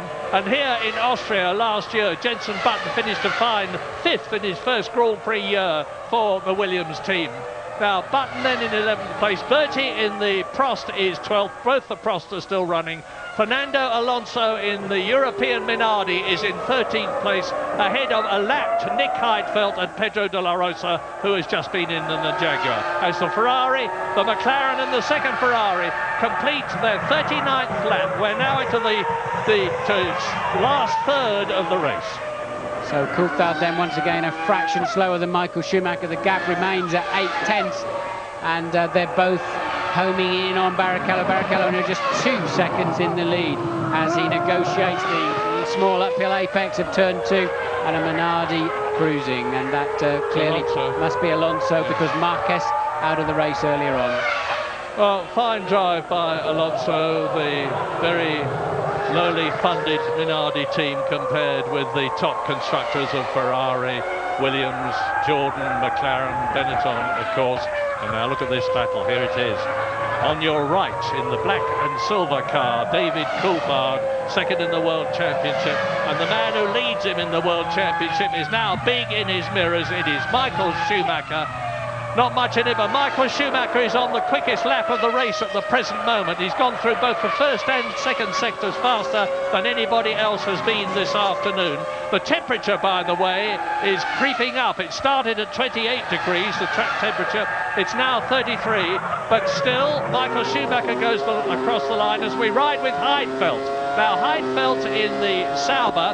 Let's Martin, talk us through from the driver's point of view. He's heading down into turn 3, and there's locking brakes there because it's a downhill slope and you have to start turning in. You unload the right front as you turn in, so easy to snatch a brake. And it's a question of balancing the car through here and looking for that curve on the outside, getting on the power as soon as you're confident and before you can see the curve. And a long, long left-hander. This is turn 7, which is an absolute nothing for a Formula 1 car. And we head to a very exciting Minardi pit stop. And a very exciting Juan Pablo Montoya is closing on Kimi Raikkonen. He's about to make the fastest lap of the race, the Colombian in the Williams BMW with its Michelin tyres. Out goes Jenson Button in the Benetton, and Montoya is just about 1.5 seconds now behind Kimi Raikkonen as there is Barrichello. Now look how close it is. Barrichello, then Coulthard, then Michael Schumacher, then we're going to see Raikkonen, but there's about a 12-second gap between Schumacher, Michael and Raikkonen from Finland. But Montoya is closing fast on the Sauber. Right, Coulthard took 9/10 out of Barrichello on that lap. In his fastest lap of the race, he's responded to the Scarlet Ferrari filling his mirrors, and now look, it's much more even Stevens. 1.1 behind Barrichello, 0.8 ahead of Michael, and clearly Coulthard's got his work cut out this afternoon. He's going to feel pretty bruised, I think, time he's had to fight both these Ferraris off. James, what can you tell us? It's the crucial phase of the race here, Martin. We're building up towards the pit stops now. Just up to 2 seconds between the top 3. That's enough for a mistake to decide the outcome in the pit stops. It takes 26 seconds to come in here, put the fuel in the car and get back out again. And as I say, we're into the area now where a mistake could decide it, a stroke of genius, or just simply good pit work. Well, you've just seen Fisichella talking to Alan Permain, and that's Montoya slowing. Montoya slowed right down, having closed up on Kimi Raikkonen. You can see the cars passing him. It looks as though we are about to see the second Williams BMW retirement. Yes, the crestfallen people in the garage are taking the gloves off. They know that it's now time to pack up their equipment. The second retirement. But Williams and BMW and Michelin have again shown that they are very much a force to be reckoned with in Grand Prix racing. They're still developing the car, they're still developing the tyres. They've done a fabulous job, but the Austrian Grand Prix is over for them, and that means to say that Panis will now be in 5th position, and Jos Verstappen, the gallant Jos Verstappen, who made that early pit stop in the Arrows, having been in 2nd position, is back in the points. Martin reminded me about that brilliant drive of Damon Hill's in Hungary in 1997, when, against all the odds in the Arrows, he took and passed Michael Schumacher to lead the race. A brilliantly exciting and inspiring moment. Well, Jos Verstappen is doing a sterling job at the present moment too. Oh, steady on. He's just coasting it downhill. That's Juan Pablo Montoya. He's getting it away from the track, very sensible indeed, into a position of safety where there's no danger of it being helped, as Barrichello, Coulthard, Michael Schumacher, the gap between them in total 2 seconds on lap 43 out of 71. Over the line they go to complete the lap into their 44th lap. So Michael, the quickest one that time around, the gap down to just 0.6 of a second now, and back on board with Heidfeld, your current 12th place man. Remember, he stalled on the grid, and that's why he's already a lap down in this race. Took him a long time to get those 4 cars running. Safety car out initially. Heidfeld really struggling to keep the back end of that car under control as he is chasing there. That is Villeneuve, so quite why he's changing this, because he's a lap behind. Yeah, so lap 44, both the Ferraris very much in the hunt, only one of the McLarens with Häkkinen out. Both the Saubers are still running with Raikkonen very much in the points. Both the BARs are running with Panis in the points. Only one of the arrows, that of Jos Verstappen, is running. Both the Jaguars, Eddie Irvine is in 7th place and Pedro de la Rosa is still running. There's the Ferrari men coming out into the pit lane. This is going to be the first pit stop for one of the top 3 contestants, Barrichello and Schumacher, and there is the Michael Schumacher, 3rd position, and Barrichello stays out as he comes up behind the Jaguar. Yes, and he's going to get a clean run up the inside, so that works out well for Barrichello. He'll lose a bit of time having to turn in early, but can Coulthard and David and Michael Schumacher clear the Jaguar before turn 2? Any little tiny piece of traffic, and there's a bit of gamesmanship, isn't it? They've gone back in again. Any tiny piece of traffic, look, and it has delayed them slightly, is absolutely critical at this stage. As James said, the pit stop will be critical and the in and out laps will be equally as critical. Panis in from 5th position. The gap between him and Verstappen was 22 seconds. The gap between him and Raikkonen ahead of him was 11 seconds. And so there is Jean Alesi coming in the Prost from 9th position, as out goes the BAR of Olivier Panis. Looks like a good stop back. 5th position. He may well have retained the... No, I don't think so. I think that Verstappen's probably got through, but Verstappen, of course, has got to make another stop, whereas Panis will not. And James, can you update us? Well, Murray, you called it a piece of gamesmanship. It's exactly what it was. The Ferrari mechanics coming out. McLaren guys looking ready to respond. It's like a chessboard. They know, these mechanics down here, they know that they could well decide the outcome of this race. It could swing any one of 3 ways. Fantastic atmosphere. I can't remember a race which would hinge just as this will hinge on the pit stop. Well, there is Panis back in the hunt in the Honda-powered BAR. Both the Jordans are out, of course. There's 4 Honda-powered cars, the 2 BARs and the 2 Jordans.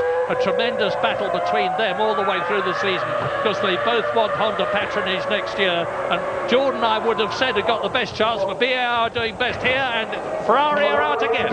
And then we didn't see the last lap, but Barrichello lost a half a second to both Coulthard and Schumacher. There you can see they're much closer, and I don't think they're sandbagging this time. I believe one of the Ferraris will definitely be in the pits this time around. Which one will it be? Verstappen is in the pits for his 2nd stop too. Will it be Barrichello? Will it be Michael Schumacher? There's 9/10 between the 3 of them. How far can Coulthard go on his fuel? And it's Schumacher. Schumacher in the pits. From 3rd position. Now it is up to Rubens Barrichello and David Coulthard to really get the hammer down now to try to improve their advantage as Michael Schumacher stops.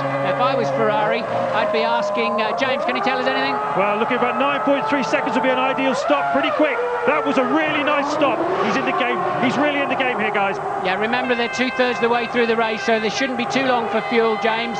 But if I was Ferrari now, I'd be asking Barrichello to ease up on this next lap and try to hold Coulthard up if they want to bring championship leader Michael Schumacher into play.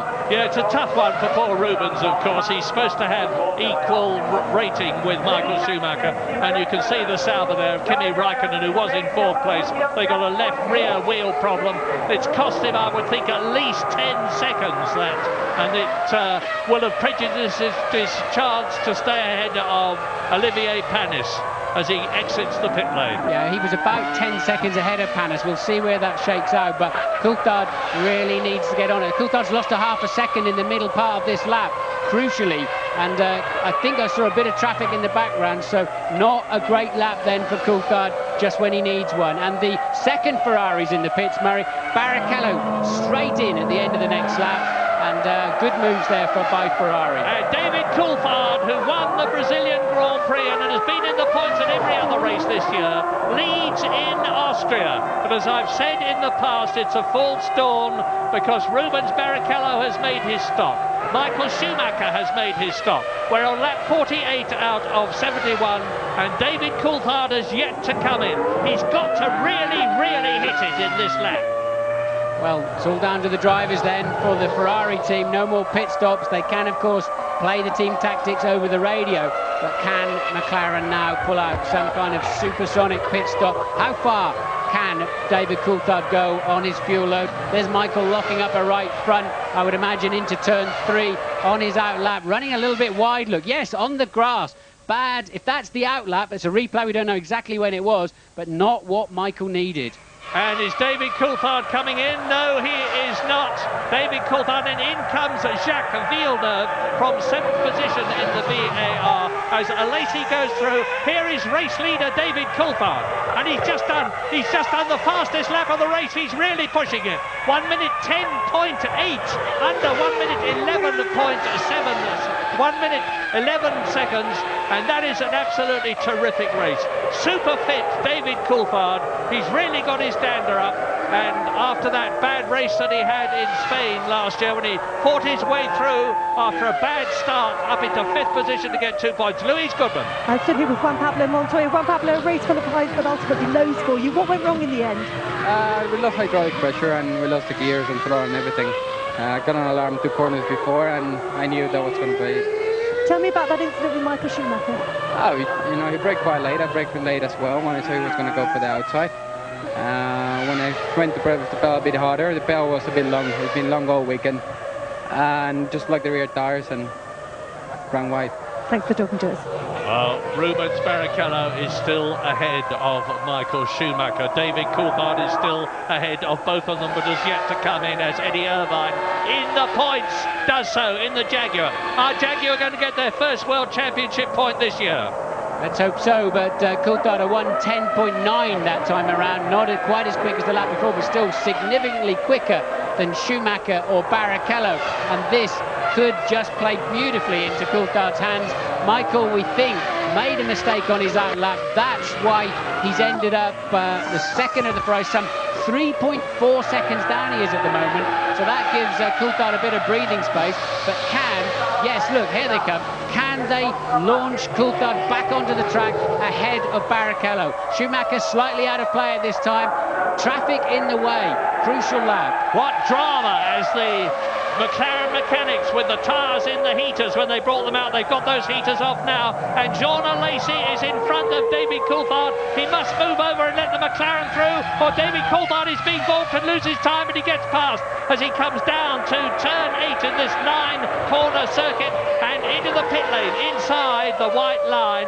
And that is Rubens Barrichello, who is in second place with Michael Schumacher behind him. David Coulthard, James.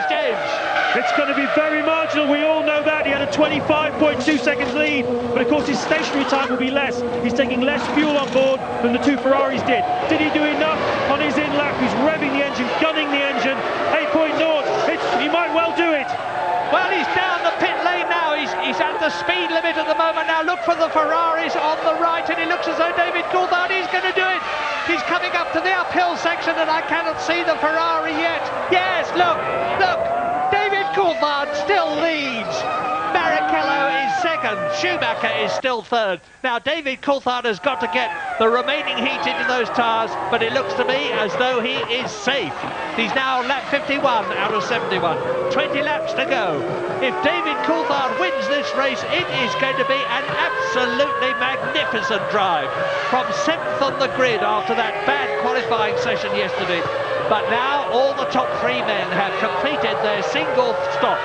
He'll be 3 or 4 corners, getting his tyres up to full operating temperature, understanding exactly the car that's underneath him. And then I think Coulthard has the faster car this afternoon. They're all on exactly the same fuel load, of course. They're all fueled to go just to the end of this motor race. Coulthard has track position. It takes any teamwork of him being scuppered behind the Ferraris out of play, of course, and that must be, is that Della Rosa? It's Eddie Irvine. It's Irvine, is it? Pulling... No, it's Della Rosa, sorry. Yeah, Della Rosa pulling out of the race. He was down in 12th place.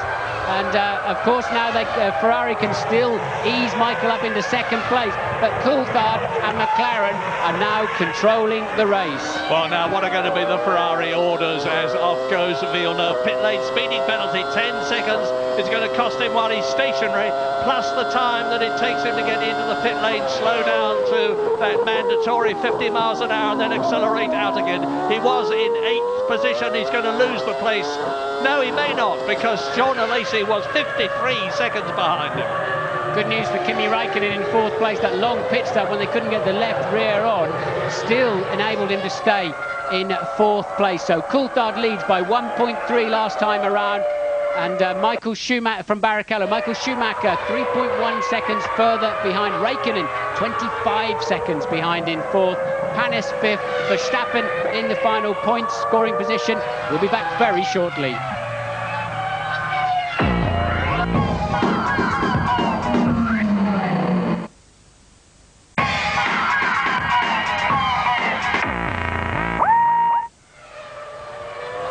Lap 54, replay, and Michael Schumacher nearly goes off. He's just managed to collect the Ferrari, but he's lost time. And Rubens Barrichello is on a tremendous charge. Look at him, second place, and he's only a second behind David Coulthard. Look back, and you see Michael Schumacher. What are going to be the Ferrari team orders? Are they going to let Rubens Barrichello stay ahead? Well, Michael, we've now seen two mistakes from him in the last corner last time around, and also on the outlap that scuppered any chance he had of taking the lead. Remember, they were nose to tail virtually as they went in for the pit stop. But Coulthard has not got 10 points in his pocket at all yet. For whatever reason, on this set of tyres or in this stage of the race, he has not appeared to have that advantage over Barrichello. In fact, it's swapped around now. Barrichello the faster by 2 or 3 tenths of a second, and it's Michael who can't quite keep up with him. Yeah, it's amazing, this Formula One business. Remember David Coulthard, we showed him before the race began, when he was talking about his awful 7th position on the grid for him. And he said, but never mind, you don't get points for where you go on the grid. You get points for where you finish in the race, and we could still win it. That is optimism and determination. He could still win it. He's on lap 55. He's got 16 of these 2.7-mile laps to go. But Rubens Barrichello there in the Ferrari is trying for his second Grand Prix victory. The first one that he had was at Hockenheim last year when he came from 18th on the grid to win the race in appalling weather conditions. I think the McLaren doesn't work as well with the fueler. Remember at the beginning of the race, Coulthard passed by Verstappen, struggling to hang on, yet set a new fastest lap and a new lap record just before his pit stops on very low fuel. And he'll be very relieved to find, and there he is running wide in turn 1 again. He'll be very relieved to find that he was actually a few hundreds faster last time around than his pursuer Rubens Barrichello. Michael Schumacher also now getting up to full racing speed. Yeah, you don't get points for the fastest lap. I think you ought to do personally, and one for pole position. That's my personal opinion.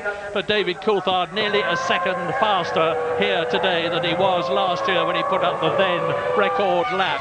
And he's gone round in 1 minute 10.8, so that's 9/10 of a second quicker. Eddie Irvine there in the Jaguar, who just saw him in 7th position going over the crest. He's going to be caught and passed and lapped for the first time by David Coulthard shortly. And look at Barrichello. Now, the gap as they go across the line is still 9/10 of a second. Now, is Eddie Irvine going to move over and let the flying two first through?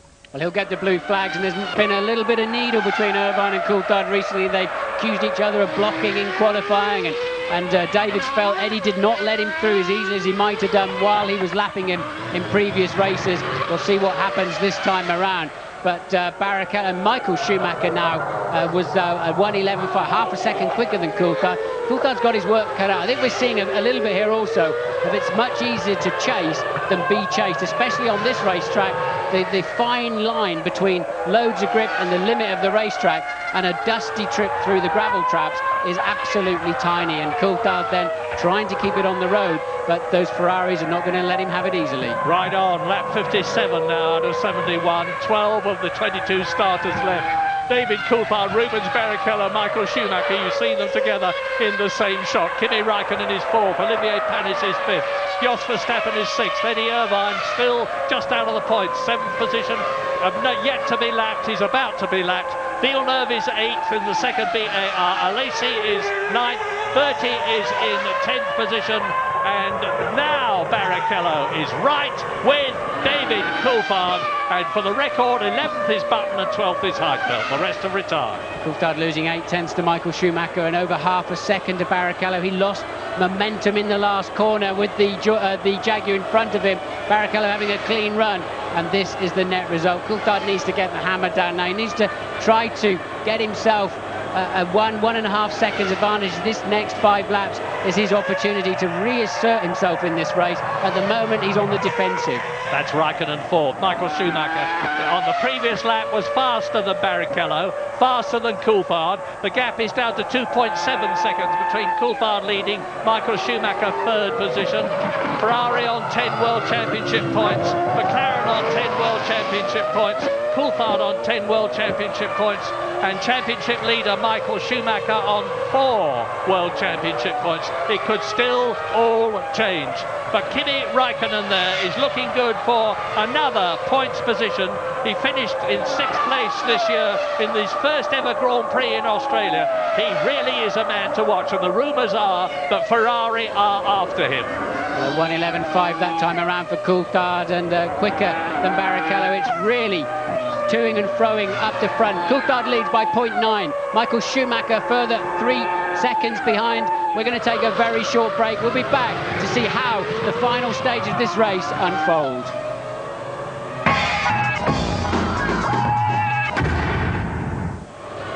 Laps to go, about 12 minutes for the Austrian Grand Prix, and David Coulthard, you can see the gap there now as he turns into turn 3 between him and the Scarlet Ferrari of Rubens Barrichello, with Michael Schumacher starting to close on both of them. It could be, and probably will be, a cliffhanger finish. Barrichello gets a sniff of Coulthard out of 1 towards turn 2. He's much quicker under braking for whatever reason, is the Ferrari on the McLaren.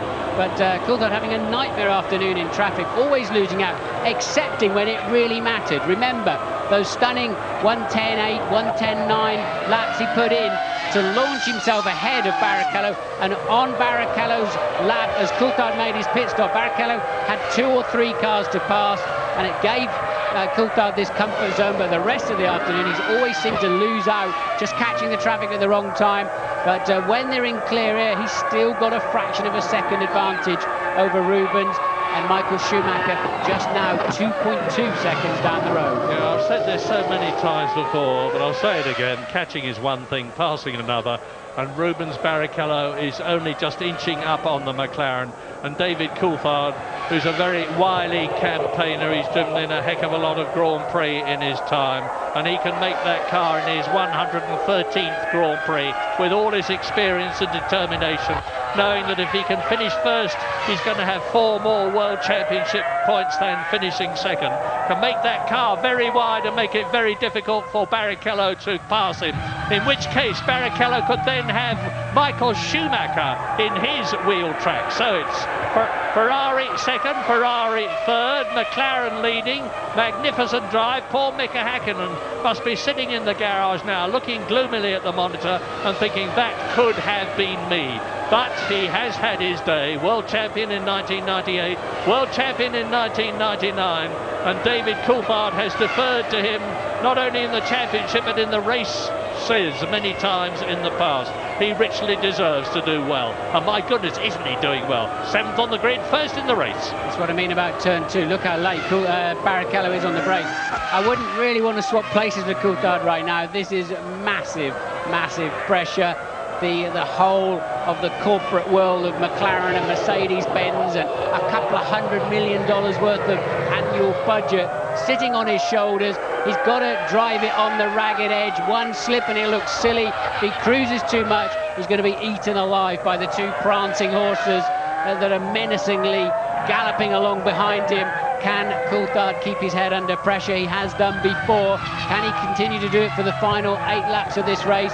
And then will Ferrari, if Barrichello can't have a go at Coulthard, will Ferrari make him yield and give an extra 2 points to Michael Schumacher? P2 to Barrichello, and that is his board now. But let us not forget Michael Schumacher, 3rd position, and on the previous lap he was half a second faster than either David Coulthard or Rubens Barrichello. He still is inching up. The gap between himself and David Coulthard is 1.5 seconds on lap 64 out of 71 on this very slippery track. Out of the race goes Jenson Button in the Benetton. Up come the fire marshals with flames licking out of the exhaust outlets They need to get the fire extinguisher on that very rapidly indeed before it takes hold, although it may be just an oil fire. I heard barbecue sales have been very strong in the UK over this lovely sunny weekend, and Jensen decided to join in with you. From 12th position, only 11 left now. Heidfeld is left, he's 11th, he's been lapped twice. 30 is 10th in the Prost, he has been lapped twice. Lacey is 9th, both the Prosts are still running, he's been lapped twice. Jacques Villeneuve is 8th and has been lapped. Irvine is 7th and has been lapped. Jos Verstappen is 6th and has been lapped. Only 5 cars are on the same lap, which is lap 64, and 3 of them are virtually together. This is the replay of the engine locking up and spinning Jenson Button out of the race, engulfed in flames at the back. They die down pretty quickly. He's out of the car, he's okay. Engine seized, there may be some oil, and that is Luciano Berti then spinning himself out in turn 1. That is not where Button went off. I'm wondering if there's any oil where Button went off. To let Heidfeld through, and they were on the same lap. So the Saubers are now 10th position for Nick Heidfeld and 4th position for the magnificent Kimi Raikkonen, as Michael Schumacher is now bearing down Joe Ramirez on the left. The veteran man at McLaren is one of the top people in Formula One, absolutely enthralled with how his man is doing. His man being David Coulthard, lap 65, and the Scot from Twynham with the Saltire proudly on his helmet. I cannot find the words to say what a superb job David has done and is doing to resist the pressure now. But now we're getting to the crunch point. Is Rubens Barrichello going to move over and let Michael Schumacher take up the attack? Because Schumacher is lapping faster than Rubens Barrichello, only a 1/10 of a second or so, but every 10th counts. Turn 1, Coulthard, turn 1, Barrichello, turn 1. That's how close it is. Michael Schumacher. Isn't it amazing? 3 different drivers, 2 teams, a totally different philosophy, different engines. The whole ethos of Formula One is you must create your own car, and that's why they're so different despite very tight regulations. And yet still 66 laps into the race, we've got 2.8 seconds between the 3 cars. They are so close, so evenly matched. Yeah, and how McLaren have closed up on Ferrari. James Allen.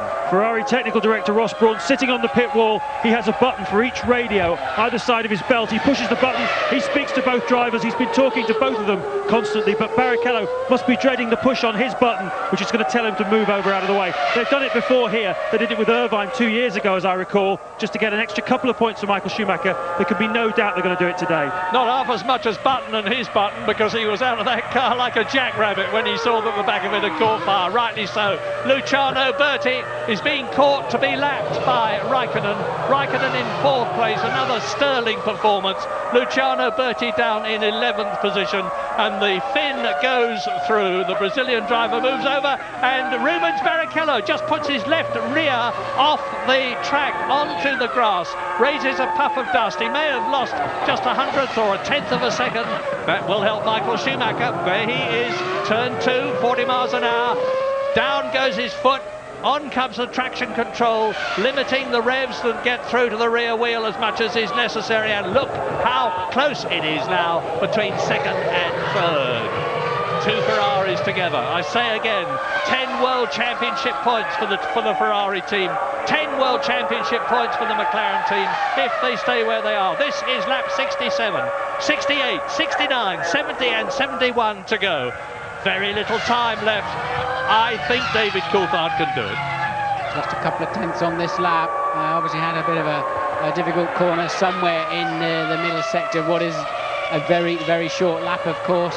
So Coulthard 1.6 second lead last time around. It's clearly significantly less this time, down to 1.1. So Coulthard having a bit of a scrappy lap, a very poor final sector. And Coulthard once again, Murray, back under pressure. Yeah, back under pressure, but he is the man to resist it. He knows that clear track ahead of him means that he can choose his line. He's not got any problems in closing up on people at the present moment. If he can keep it cool, stay on the racing line. The speed differential between the McLaren and the Ferrari is not enough. Maybe we're going to see why it was a scruffy lap, although I think this is up into turn 1. And it was in the middle sector he lost it, but I think it's just one of those slow-mo replay jobbies they like to give us to just check we're on our toes, Murray. But Coulthard again then slower in the first sector of this lap. We'll be getting the second sector up on our computers anytime soon. Doesn't look too bad for him, does it? No, but both Rubens Barrichello and Michael Schumacher have gone faster in that sector by 0.2 of a second than David did. You can see now, you can see the amount of tarmac between the McLaren there and the two Ferraris behind him is diminishing.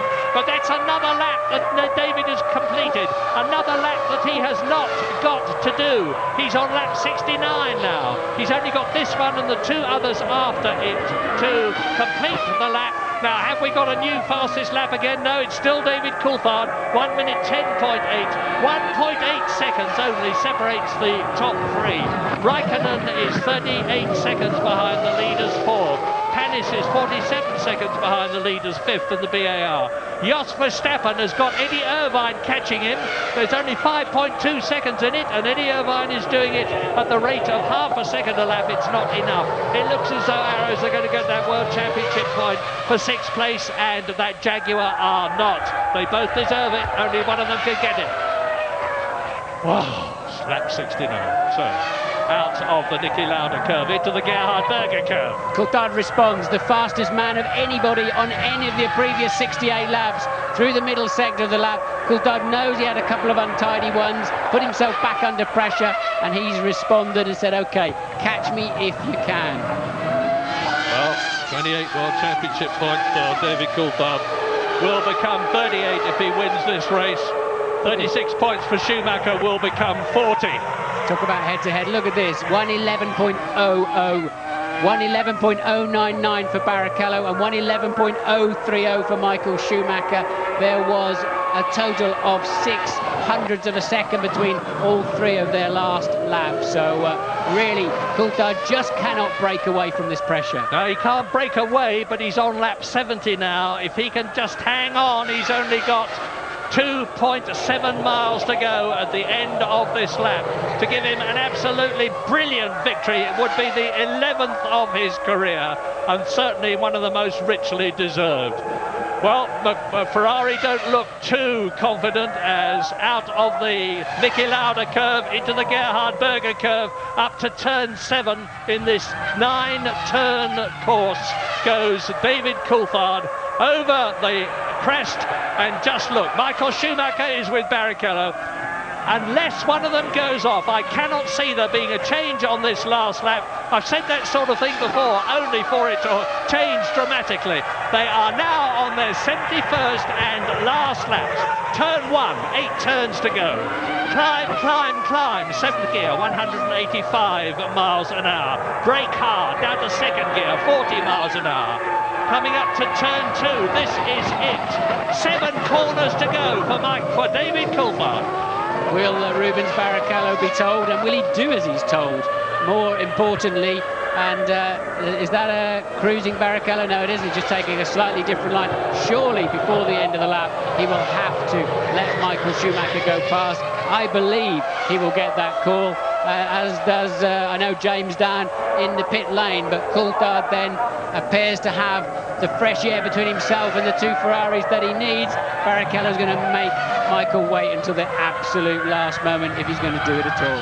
And there are just 2 corners left in the Austrian Grand Prix of 2001 for David Coulthard now as he sweeps out of the right-hander down to the last corner of the circuit and the race, and David Coulthard wins and Michael Schumacher is second. Wow, there is team orders. Michael Schumacher gets 6 World Championship points. David Coulthard gets 10, and a bitterly, bitterly unhappy Rubens Barrichello defers at the last moment. He will not be at all happy about that. But remember when David deferred to Mika Hakkinen as they approached the line in the Australian Grand Prix? Well, that's motor racing. One of Coulthard's great wins from 7th place on the grid. I don't know what the opposite of brain fade is, but surely Coulthard was the master this afternoon, and really a stunning drive from him. Did what he had to do when he had to do it, kept his head under supreme pressure. Barrichello will be on the podium with a face like a wet Monday morning, and deservedly so. I think with a little bit more luck in the traffic, he could have won this race. And there is the synchronised swimming act of Ferrari as Michael crosses the line a half a car ahead of a inevitably disgruntled Rubens Barrichello, who made him work for it, look, didn't he, right to the last few metres. Absolutely. Well, there's nothing new about it. I remember when Senna in Canada moved across at the last moment rather grumpily on orders from Ron Dennis to let Gerhard Berger win the race. And this is a team sport, I keep reminding people, and the team knows that Michael Schumacher has got a better chance of winning the World Championship for drivers than Rubens Barrichello has, because Michael Schumacher had 36 points when this race began. Rubens Barrichello was 22 behind him, and James Allen is in the pits. Martin Brundle just described that little switch as synchronised swimming. It had to be done though, Ross. We've got a championship, and we're hoping Rubens could have a go at him, but it just wasn't quite there. And obviously the starts were our main problem. It was a good race, but not the way we wanted it. It was a very good race, and for once, McLaren, not for once, they've done it a few times, Stu, they actually did you on the strategy in a way, didn't they? The pit stops, they ran it, they got the lead, and they managed to keep it. Well, it wasn't a voluntary choice. I mean, obviously everyone's running to maximum capacity, and I think coming with McLaren, that was as far as we could go, so there was nothing much else to do. And Montoya obviously screwed Michael's race, so we wouldn't have been in that position, but it's a motor racing, so we'll recover. Thanks very much, Ross. Well, Michael Schumacher started this race 8 points ahead of David Coulthard. He is now 4 points ahead of David Coulthard as a result of that superlative drive by the Scotsman and Rubens Barrichello deferring on team orders to Michael Schumacher. You've heard Ross Brawn say why. Barrichello is still in 3rd position and Ralf Schumacher is still 4th. Nick Heidfeld is still in 5th position and Jarno Trulli is still 6th. But really that's of academic interest. From now on, it looks as though the 2001 World Championship, as we go to Monaco in 2 weeks' time for the 7th out of 17 races, is going to be down between Michael Schumacher and David Coulthard. Driver of the day, David Coulthard, that's part A. Part B, driver of the day, Kimi Räikkönen, just 40 seconds behind the leaders in his Sauber Petronas, with of course the customer Ferrari engine in 4th place there, as I said. So Räikkönen, a stunning day, and well, they don't look such bad friends after all, do they? Coulthard and Eddie Irvine, and Villeneuve coming, another good mate of David's, and coming in, everybody wants to shake his hand. Yeah, that's the 5th World Championship points for the Sauber team this year. And I bitterly regret some of the things I said about the team and them not expecting them to do well this year before the season began. Well, Rubens Barrichello, you can look at his eyes. He's not happy. He's not happy at all. Why should he be? Why should he be? He drove a terrific race. He was ahead of Michael Schumacher. Joe Ramirez taps him on the shoulder. Jean Todt has a word with him. What do you think the word was? Maybe the check should be bigger next time, Rubens. Yes, well, I don't think Rubens, like a lot of people, is interested in money, but he's interested in prestige. He'd got ahead of Michael Schumacher. He was staying ahead of Michael Schumacher. But I say again, and you heard what Ross Brawn had to say, there is a World Championship involved, and Michael Schumacher is more likely to win it than Barrichello is. It matters to Ferrari, it matters to Maranello, it matters to Fiat, of course, who are the money behind Ferrari. So it is understandable, even if it is very bad news for Rubens Barrichello. But wonderful, wonderful news for David Coulthard, his 11th victory. Terrible news for Mika Häkkinen. Olivier Panis finished in 5th position and has again beaten his teammate Jacques Villeneuve. And it was a very close thing in the World Championship for them, because Panis was in 11th place and Villeneuve was in 9th position, and Panis should have actually moved ahead of him. In the Constructors' Championship, there is now 18 points between Ferrari and McLaren, as there was when this race began. Williams, of course, have scored no points. Jordan have scored no points. Sauber in scoring a close right up to Jordan, just 1 point ahead. Well done, David Coulthard, up onto the podium. His 11th win, a great race for a great Scottish gentleman. and the British national anthem for David Coulthard and, of course, for the McLaren team.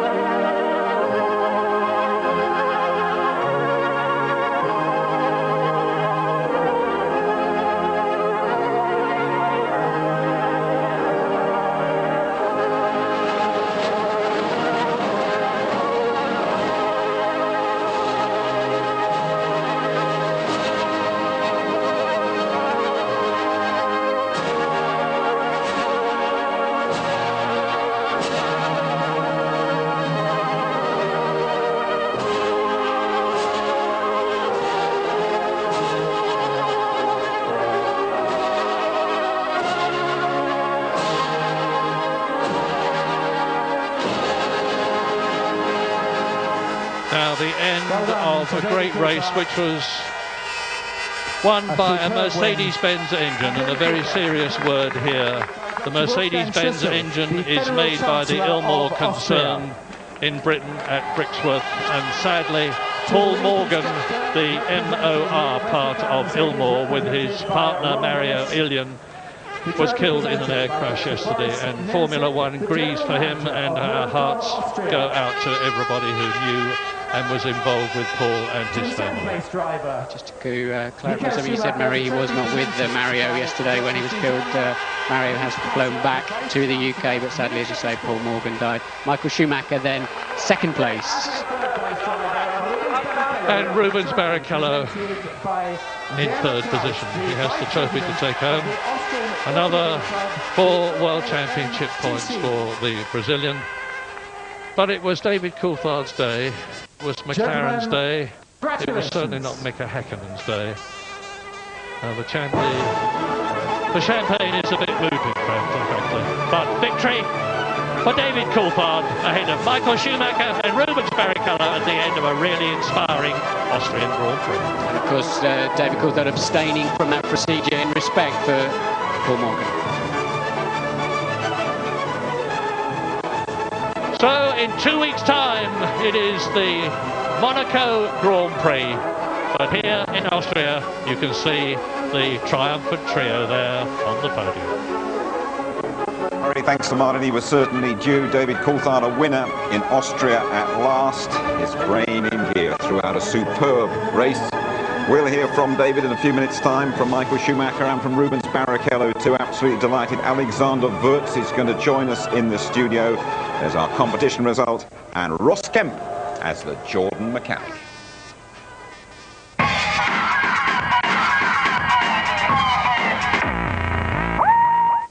Welcome back to the A1 ring. David Coulthard has kept up his charge to become champion of the world with a brilliant victory here in Austria. Let's just confirm the top 6 for you.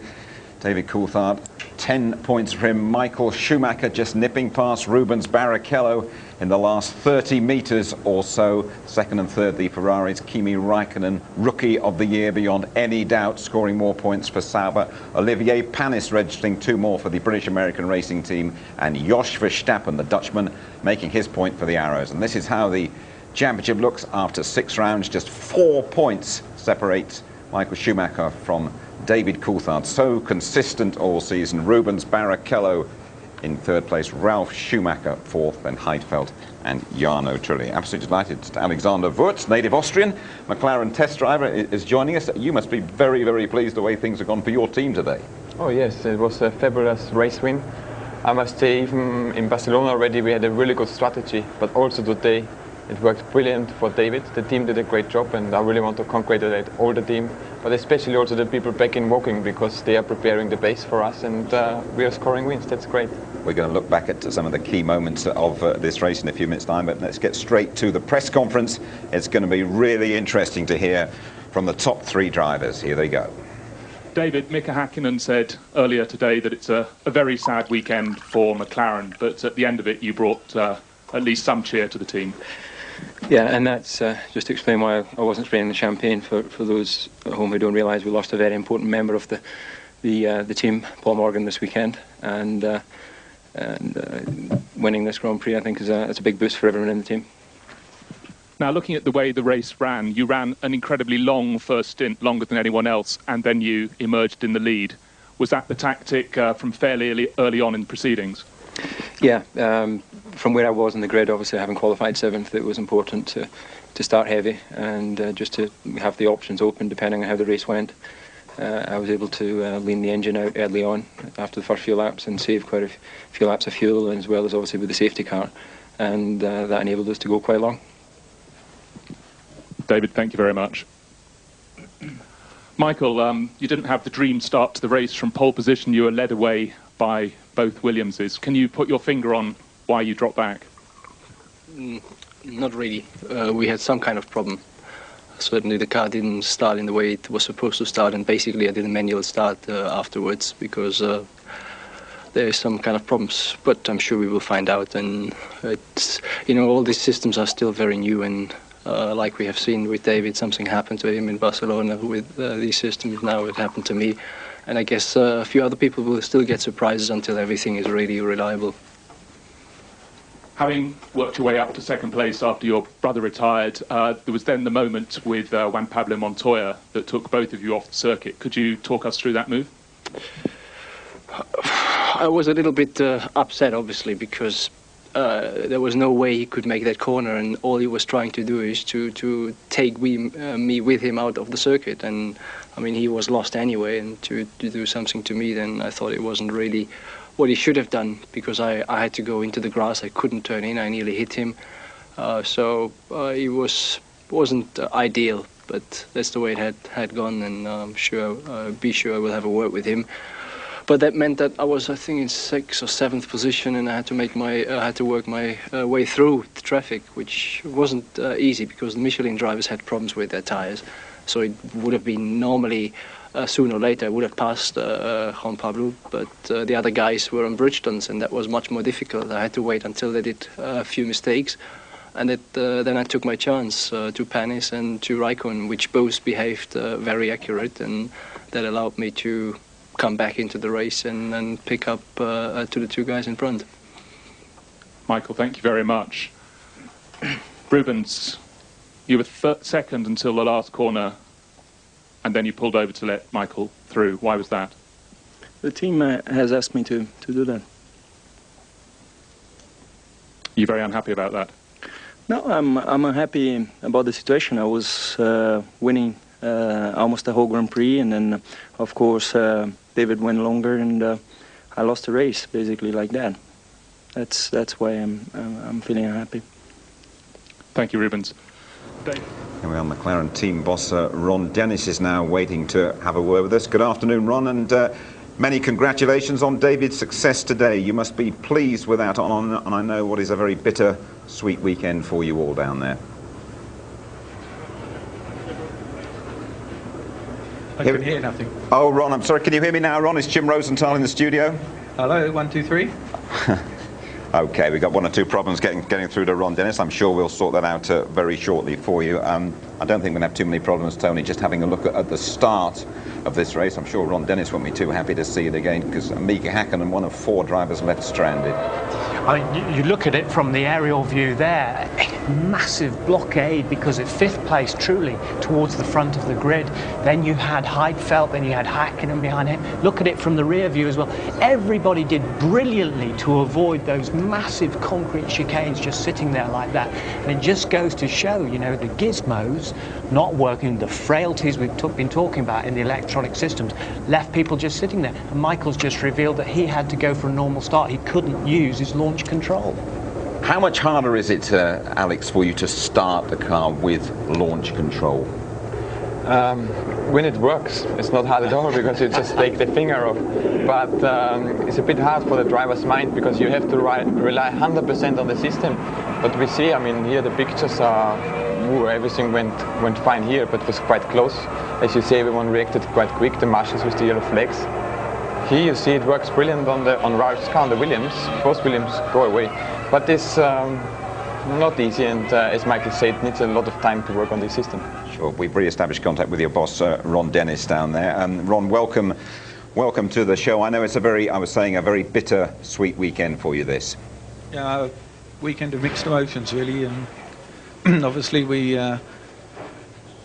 there's nothing that you can really say when you lose an important member of the team. but more than his membership of the team is his friendship. You know, we're a very close-knit team. People think we're great, but in reality we're a very human organisation that really cares a lot about all of the people that contribute. And of course Paul Morgan was a leading member, one of the two people who run and function Ilmore, and he's going to be badly missed. And David Coulthard has already paid tribute to him in the press conference. Of course, all our sympathies go to Paul Morgan's family and friends. But to move to the race, from which I would like to talk to you about, we're talking to Alexander Wirtz here about the start and about what happened to Mika Häkkinen there. What are your views on that? Well, I think you managed to get me into trouble last time, actually. But so I'm not going to jump into saying what we think it is at the moment. We don't have absolute certainty as to the cause. But clearly it was associated with the launch control system, and we're not absolutely certain whether it was the system or the driver at the moment. But one thing we will do is we'll let everybody know as and when we know, and that requires a very careful study of the data. Okay, I won't pick your brain any further on that one then. But what about the way David Coulthard drove to victory here for your team? I mean, terrific concentration on, particularly in those last dozen laps or so. Indeed, you know, we obviously had a pretty poor grid position, and that meant we had to really go as long as possible. When we were stuck in the traffic, we conserved some very valuable fuel that allowed us to push very hard in the 3 or 4 laps that separated Ruben's pit stop from David's, enabled obviously him to take the lead, and then he really did a great job at pacing himself to stay in the lead. Of course, it's actually the most difficult place to be in a race, is in the lead. It's the area where you can definitely make mistakes, but it was a faultless drive. He always looks very comfy when he's out there in front. And Mika Häkkinen, when we spoke to him about his World Championship chances, said very honestly, it doesn't look too good, does it? Are you getting to the stage where you're going to put all your eggs into the David Coulthard basket? No, because we're in the business of winning races, and you know, we're very fair with the guys. We've always made it quite clear that we come to Grand Prix, we try to win, and it's only when it's mathematically impossible or realistic evaluation of the numbers tell you that it's unlikely, and in that situation we step in, because we're here to win races and the World Championship. But it's a little early, and of course the circumstances that we have in our team is we can in fact give team instructions at any stage, even the first Grand Prix, but you know, that takes away the spirit of the driver's commitment. You know, they want to win, and it's not right for us to intercede in that process unless the circumstances require it, and we're just not in that area yet. But you would agree there's a realistic chance of David Coulthard becoming a British world champion this season? Oh, of course. I mean, right. He's there and he's well in position, but more importantly, it's his attitude, his frame of mind, and his determination at the moment. He's matured over the last few months, and he's a lot better for many things that have happened in his life. He's really very, very committed to winning, and as is, of course, Mika, but right now, obviously, the points are with David, and he knows that, as always, you know, we're giving the best equipment we can, and we'll just have to see the result. I've got just one final point for you, Ron. If you had been making the call coming round that last bend, would you have ordered Rubens Barrichello to pull over and let Michael Schumacher through? Well, most definitely not. Not in the period of the year in which we're at, and but I think their faces said it all. They weren't two particularly happy chappies on the podium, so there was definitely some disagreement there, and one can only presume the reason why. We appreciate you joining us as always, Ron. Thanks very much indeed. Thank you.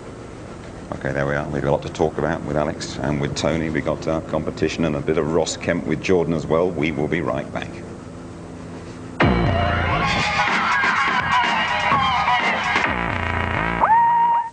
Beautiful evening still in the Styrian Mountains in southern Austria. David Coulthard has scored a very big victory here for McLaren. Tony Jardine, it looked as though Ralf Schumacher was going to be in with a great shout after his terrific start, but unfortunately the Williams gave out. It did, unfortunately, but think now he's moved on to the Austrian patch with Mr. Wirtz and co. The air must be getting to him. I mean, he's driving superbly, but this is most unfortunate. I can't help feeling that a lot of the electronics, a lot of the pressure, a lot of the heat and the vibration is getting to the rear end of these cars as well. I know there's a lot of investigations underway by major manufacturers of what things. We saw Barrichello lose rear suspension, possibly through heat, we don't know. We won't know what's happened there yet, but it's a shame for him. Fantastic start when you saw that before, when he jinked past his brother. It was incredible reactions. Juan Pablo Montoya had a real fight with the Ferraris, didn't he? Held the two Ferraris back, Barrichello and Schumacher, and it looked good for him for a while in that battle. Yeah, it looked really good. He struggled with the grip. You can see he's sliding all over the place. And he took the inside line. You see them fighting now, three cars, very exciting next to each other. And down the straights he's obviously pretty quick and keeps them behind for a few laps. But then I think Michael went with very hard pressure, but they both did a race mistake and both went out of the race and lost it. He's holding them back, but the tyres are giving out him a little bit, aren't they? And then when it happened, and when Michael Schumacher made his move, we heard Michael in the press conference. He's going to have a word with him, which means he's not chuffed by it. But Montoya doesn't mind about anything, does he? No, he doesn't. This is a great thing. This is why Montoya is so exciting. Just look at this. You see, Michael's clearly got past him. I'm not having that.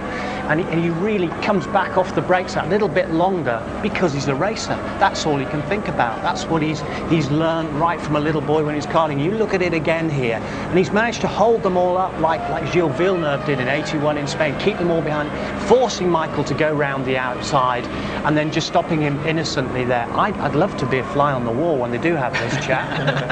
Alex, I mean, you had a similar scrap, didn't you, with Michael Schumacher? I remember it in Monte Carlo a couple of years back. I mean, is that a problem? And one of you takes him on, does he come and claim you after? What are you doing? Oh, after this race I had with him in Monaco, you know, we both lost the race. I lost second position at the race, and he lost important points. But here, I would say it was a racing accident. If Michael doesn't agree what Montoya did, he should have just braked a bit earlier, because he said there was no way that he makes the corner. But I see there also was no way that Michael made the corner at this braking point. So I would just put it down as a racing accident and put it down to experience. You join us here more often, by the way, but that's excellent. Juan Pablo Montoya sadly followed teammate Ralf Schumacher out of the race prematurely. Yeah, it's a great shame for him, and a great shame for Michelin, because Michelin have done a lot of work here with the development car last year, so they knew a lot about the track, and they've really stirred it up, as have BMW. BMW did a lot of work on the electronics of the car at Valencia. They've done a lot of more work on the aerodynamics, and this guy now, his best grid position since coming into Grand Prix racing, he's learning about qualifying as well. We know he's a great racer, but he's learning about qualifying too. Do you find it strange that Michael Schumacher has never got to grips with this A1 ring? It's the only current circuit he's never won on. Yeah, you know, when you start to talk about it, then it's even harder to win. And maybe ask him all the time so he won't win in the next year as well. But it comes as it comes, you know, and I think today was a bit unlucky with his start. He told us that he had problems with the launch control, and you never know. But seeing here these pictures, you know, he was racing absolutely on the limit. Seemed that his car didn't have the grip as, for example, David had through the race. So they are also on the limit. It all came down to the limit in David Coulthard's pit stop, didn't it? Yeah, it's nice to hear, because you can pick up a bit from Dave what he said in the conference. They're staying out that bit longer in the fuel. They know they had to really, with a bigger fuel load, to stay out there. And tactically, they must be very pleased, McLaren, to have got one over this time. He came in with a lead of just about 25 seconds. I have to say the boys from Woking were absolutely superb in the pit stop, like clockwork. Look at this, no Ferraris in sight. Well, I wondered for a minute, it was almost going to clip the Onco on the inside of the exit of the pit lane, just out in front of Rubens Barrichello, and then soaked up all the pressure to claim his second win of the year. Super stuff from Coulthard and McLaren. I don't think we've seen you in the position in Formula One that Rubens Barrichello was in, and let's hope we do down the years, because you've got a lot of time on your side, Alex, I know. But I just wonder if you can give us a driver's viewpoint of when you're there, you've got second place, and someone blows in your ear, it's a team sport, stop and let your team guy by. Your teammate go by? Well, I think when you saw Ruben's face, I don't need to say anything. Of course, it's I can say it now, it's very disappointing for you, because you worked the race very hard, and he just did it on the last 300, 400 meters to show the whole world that he was better than Michael today, but the team is completely focused on one guy, and that's Michael Schumacher. So he has to agree this, and I'm pretty sure he signed it in his contract, knowing what he has to do. That would be in black and white. He would have to do that, yeah. Yes, I think so. Ron Dennis said he'd never made that call. No, I mean, I think Ron is very fair in that regard, and he won't, and he's shown it before. He's let David, when David's behind, he's let David go on and on until there is no more mathematical possibility in those years for him to win the championship. And then the team ask him to ride shotgun for the other, which he's done for Hakkinen in the past. And I'm sure Ron will ask Hakkinen to do the same thing when it comes up. But what Alex was saying before, what we've got to understand is that that team is totally built around Michael Schumacher at every level. His every whim, his every need, his every desire. The number 2 is just a number 2. And as Irvine said, it takes Rubens a while to realise that. When it all sinks in, that's it. That's what you've got to play, right. second fiddle. I think he said, didn't he, Eddie Irvine, at Grand Prix weekend, as Michael Schumacher's teammate, it's like being hit over the head with a cricket bat for 3 days. You wouldn't know about a cricket bat, but they're pretty hard and heavy, I can tell you. Stupid English sport. I don't understand. Okay. Listen, let's have a word with Kimi Räikkönen, Rookie of the Year, a brilliant 4th place in his Sauber. Here he is with Louise. Well done, your 6th race in Formula 1 and more points for you. It's going very well, isn't it? Yeah, it was fun race. Only I did a big mess in the pit stop. I don't know really what happened. I thought that they lift the lollipop, and I don't know. But in the end, this doesn't make any difference. So you were a bit disappointed then. Would you have liked more? No, not really. I'm really happy. But of course, you always try to win, and if you don't win, you always have something to do still. Other than that, was it a tough race for you, or did it come to you quite easily? No, it was pretty easy. Like the physical side, it was not a problem at all, but only there was some moments on the race, but that's life. It was really nice race. Alex, you were a young driver, and things happened very quickly for you in your career, and then it plateaued out, it evened out a bit. Do you think that he's got a lot to learn still, Kimi Räikkönen? Well, I mean, he's done a fantastic race, fantastic season so far. But what you have to see, and what I learned as well, and I think when you ask Jenson Button, it's the same for him. You go into the first year, there's no pressure, everything is easy. You can, with a good car, you can make good races. But the things are going more difficult. You get much more involved in political problems, into all the better gossip and so on. And this harms sometimes your career. And I wish all the best to Kimi, that he's not getting into these troubles. Let's ask you about yourself briefly. I mean, you're now learning the sport for real. Is that how you put your time at McLaren? You're really on a learning curve? Well, you know, I was 3 years in Formula 1 with Benetton. I started very well, similar to Kimi, and then everything went a bit more difficult. And then I decided to go to McLaren, follow the footsteps of Oliver Panis, and I must really say I'm not regretting the decision at all. I'm really happy. I'm much closer to the actual heart and bit of Formula 1 I was looking for. I mean, at McLaren they really treat all the drivers the same. There's no number 1, number 2 or number 3 in my case. And I'm really happy down there, and of course my dream would be to race for them, and I'm working on this. But so far the best for me. Okay, thanks Alex. Well, Alex talking about Jenson Button there. His race ended up in a bit of a barbecue. Here's Jenson, and it's with Louise again. Jenson, it was barbecue time at Benetton today.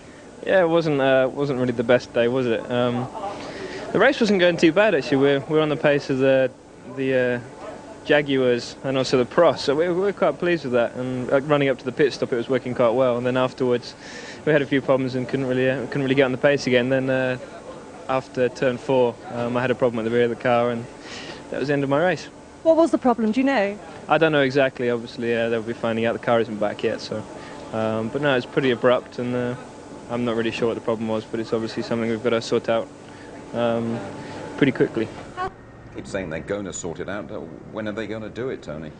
I don't know. It's not getting any better at the moment. They're all working absolutely flat out. And again, Alex knows how good the boys are. And they've still got spirit in that team, remarkably, because there's a lot of long-stager guys who've stayed around there. But Jenson keeps finishing behind Fisichella all the time in the qualifying sessions, running behind him in the race. And I don't know whether it's getting to him or not. It doesn't seem to be, but Alex knows what he's going through, and it's a tough time. Now, Alex, you do a lot of other things, don't you? You're mountain biking, and you've been climbing up in Everest or the Himalayas, and with Sherpa Tenzing's son. What's that all about? Well, we went to the Himalayas. You see some nice pictures here. Straight in front of us, it was Mount Everest. And with Sherpa Tenzing, I went a bit of climbing, and in very high altitude, 13,000 feet. and it was a really nice experience for me, because as I'm a climber, I love the mountains, and then in Nepal, it's just the place you want to be. Terrific. Listen, we appreciate you coming and joining us today. You come back again, won't you? Thanks very much indeed, Alex. Okay. Now then, Ross Kemp has taken on a touch of real-life drama. He's building towards a role with the Jordan pit crew at the Silverstone Grand Prix, the British Grand Prix, in mid-July. Here in Austria, Ross Kemp has been learning the hard way behind the scenes. They have been working him hard too.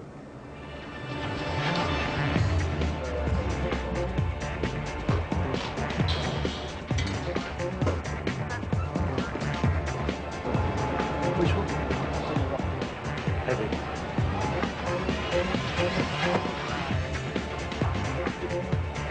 What's the diamond? Show me. That's in it. Right. This is going points is. Top. Top. We'll go that way, yeah? This is how the other half live. Luxury. See, I'm not supposed to be doing this. I'm supposed to be working now, but in life I've learned if an opportunity presents itself. Grab a coffee, isn't it?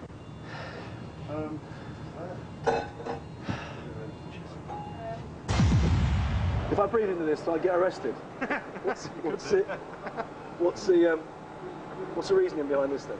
Right, what it is, between these two trucks here, because usually we haven't got enough room. Right. Yeah.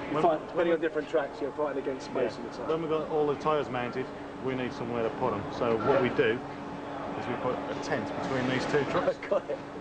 So we need an exact distance to work from. Oh, right, and this one does it? It tells you. So we want them around about 4 metres. It's a ruler. Now, Ross, 4.03. What do you need? We're on around 4. Not bad, is it? 3 centimetres out.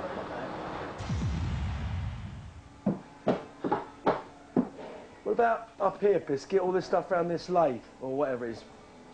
Yeah, we'll clean that off as well after. After, yeah? Just do the fascias first. Yeah. Everything from loading the truck to unloading the truck is meticulous, exact. Everything is kept surgically clean. And it's all rather impressive, really. And this is a thing that most people don't see when they come on race day. They don't know the amount of work, and to the point of obsessiveness, how tidy and how clean and how exact everything is placed in the garage or on the truck. Everything's lined up. It's a precision sport in every way. I'm loving it. Touch of the elbow grease then for Ross. We're going to be following all the way to that grid at Silverstone in mid-July. Now, as promised, the result of our competition, combining the twin peaks of European football and Formula One. Remember the prize, it's an absolute cracker. VIP trips to 2 great sporting events, the Monaco Grand Prix, and before that, the UEFA Champions League final at Milan San Siro Stadium, Bayern Munich against Valencia. Now, 2 Scots have won at Monaco before, Stewart and Coulthard, but we asked you which Englishman last won in Monte Carlo. Was it A, Johnny Herbert, B, Nigel Mansell, or C, Graham Hill? And the answer, Graham Hill, way back in 1969. Our winners, Mark Charlton from St Helens and Nicola Cunnington from Brighton. Well done, Mark. Well done, Nicola. Enjoy 2 fabulous occasions with ITV. Keep in touch with all the F1 news on our ITV website tonight. There we are then. Watch out for the highlights tonight. We'll be back in Monte Carlo in a couple of weeks' time. Well done, David Coulthard. Bye-bye from us all.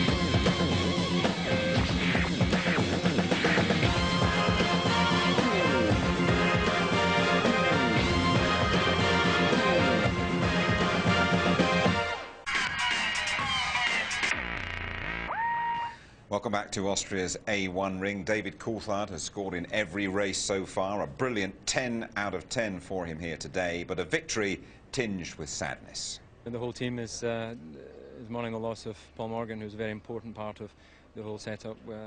He started Ilmore along with Mario Willian, so that's obviously you know, tragic weekend in that respect. And I think this is a perfect end in terms of what we could have done here at the track. And life goes on, and we're going to continue our battle for the championship. And it's obviously, from purely racing terms, we're very happy to have won this Grand Prix. Tell us about the end of the race, Michael. We all understand the logic of your teammate pulling over, but how do you personally feel when that happens?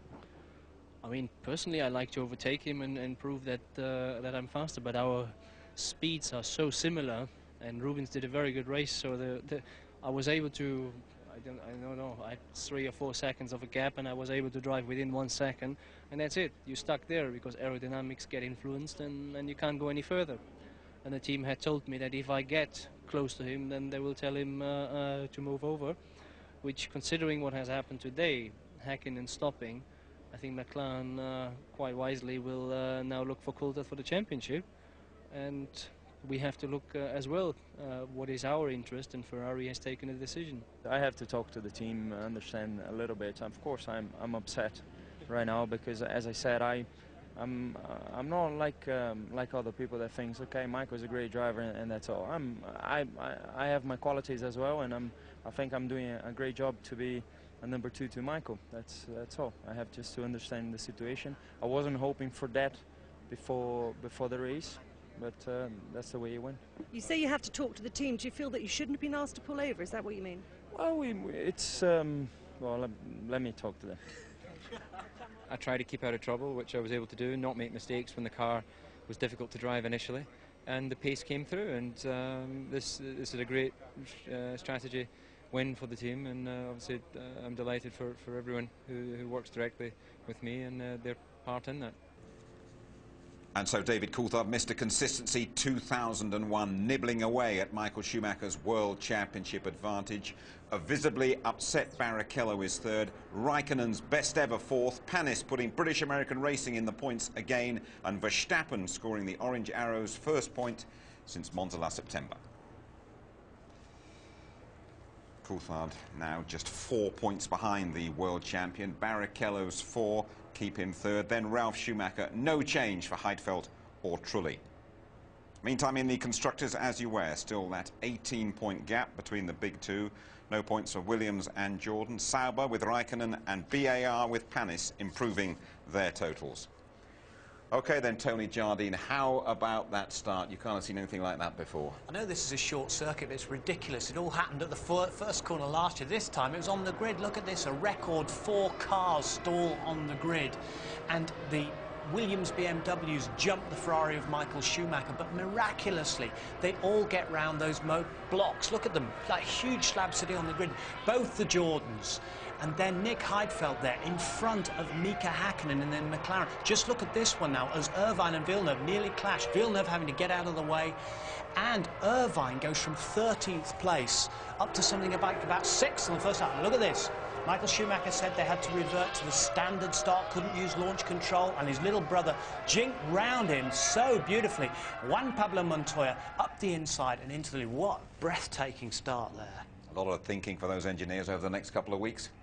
Yeah, a tremendous amount. It's all about reliability. I mean, these electronics, the cars are just packed with them now. They're little rocket ships, and all these little microbes and chips, they've all got to be coordinated. Fantastic battle between Juan Pablo Montoya, the newcomer, and the old gun Michael Schumacher. What did you make of it? Well, I think Juan Pablo was defending his line very well. It was a bit like some 81 and Gilles Villeneuve in the more powerful car, but not handling so well, holding them up, but quite legitimately. Now look at it from this angle. Schumacher has to go around the outside. Bit of respect there from Schumacher after Brazil. After all, this is the man, the Colombian, that dived inside him and took the lead away from the Brazilian Grand Prix. I bet I hadn't get too close to him, give him a little bit of room. But, of course, Juan Pablo, he's a racer. He didn't want to give way. Now look at it again. He comes off the brakes just at the last moment, saying, I'm not going to let you through. Quite harmless at the end of the day, but Michael is going to go and see him, and that's going to be interesting. It all came down to McLaren's pit stop. Could they get David Coulthard in and out quickly enough to win the race? but they'd fueled up to the maximum that they were going to and stayed out that little bit longer, and David really did get the hammer down and set some fastest laps, which gave him that time. He came in with 25 seconds gap. The McLaren mechanics did a brilliant job and a great strategy from Pat Fry, from Steve Hallam and everyone. And you still can't see the Scarlet Ferraris now as David Coulthard comes back. There, you just see Rubens Barrichello coming into view. That must have been a great moment in the McLaren pit when they knew he's kept the lead. He did a superb job, didn't he, David Coulthard, with those two Ferraris hunting him down and the tyres not working particularly well either. He did a superb job of soaking up the pressure. This is David Coulthard at his best, who's scored points in every race so far this year. Nursing the car, getting the best out of it. The car was hopeless in qualifying. They lost the balance totally. They got it back today, though. We think here that he could well be the world champion this year, don't we? Well, we don't want to do a Murray, do we? And say he's going to put the curse on him, but he's just got to keep going along like that. I'm sure psychologically it's building beautifully, and coming up to Monte Carlo, where he won last year, it's going to be a superb battle now with just 4 points in it. End of Häkkönen's world title hopes, remote hopes here, do you think? Well, his manager, Keke Rosberg, the 1982 world champion, said, forget it, son, it's all over. It's surely all over now. But until it is mathematically impossible, he will be allowed to race on. It really is strange, isn't it, that Michael Schumacher just cannot win at the A1 ring? It's a bogey circuit, it's a jinx circuit. He let something out of the bag on Friday. It's so difficult for me to get the balance of the car and get the setup right just here. And he always overdoes it. Again, he was running wide, wasn't he? He went into the gravel a couple of times during the race. When you're his teammate and there are 100 metres or so to go and you're ahead of him, you have to yield. When you're his teammate, you understand that everything is built around Michael Schumacher. The voice comes through on the radio, the voice that you dread of Ross Brawn, move over please, sunshine. Michael needs those 6 points. And, you know, Rubens has fought very hard. He gets third place. He got third last year from 11th after Michael went off. All that hard work, and he just has to give it away. Oh, it's terrible. Yeah, it's a heartbreaker for him. Tony Jardine, thank you very much indeed. OK, next stop for us is Monaco. Qualifying live on the Saturday at 11:30. Build up to the race starting 12:35 on the Sunday night. Just have a look at that. The highlights are on ITV2 on the Sunday night at 10:30. ITV2, 10:30 on the Sunday night. As always here on ITV, just after midnight. Right then, we head for Monaco, home for David Coulthard. A repeat of his win there last year will do just fine. Good night.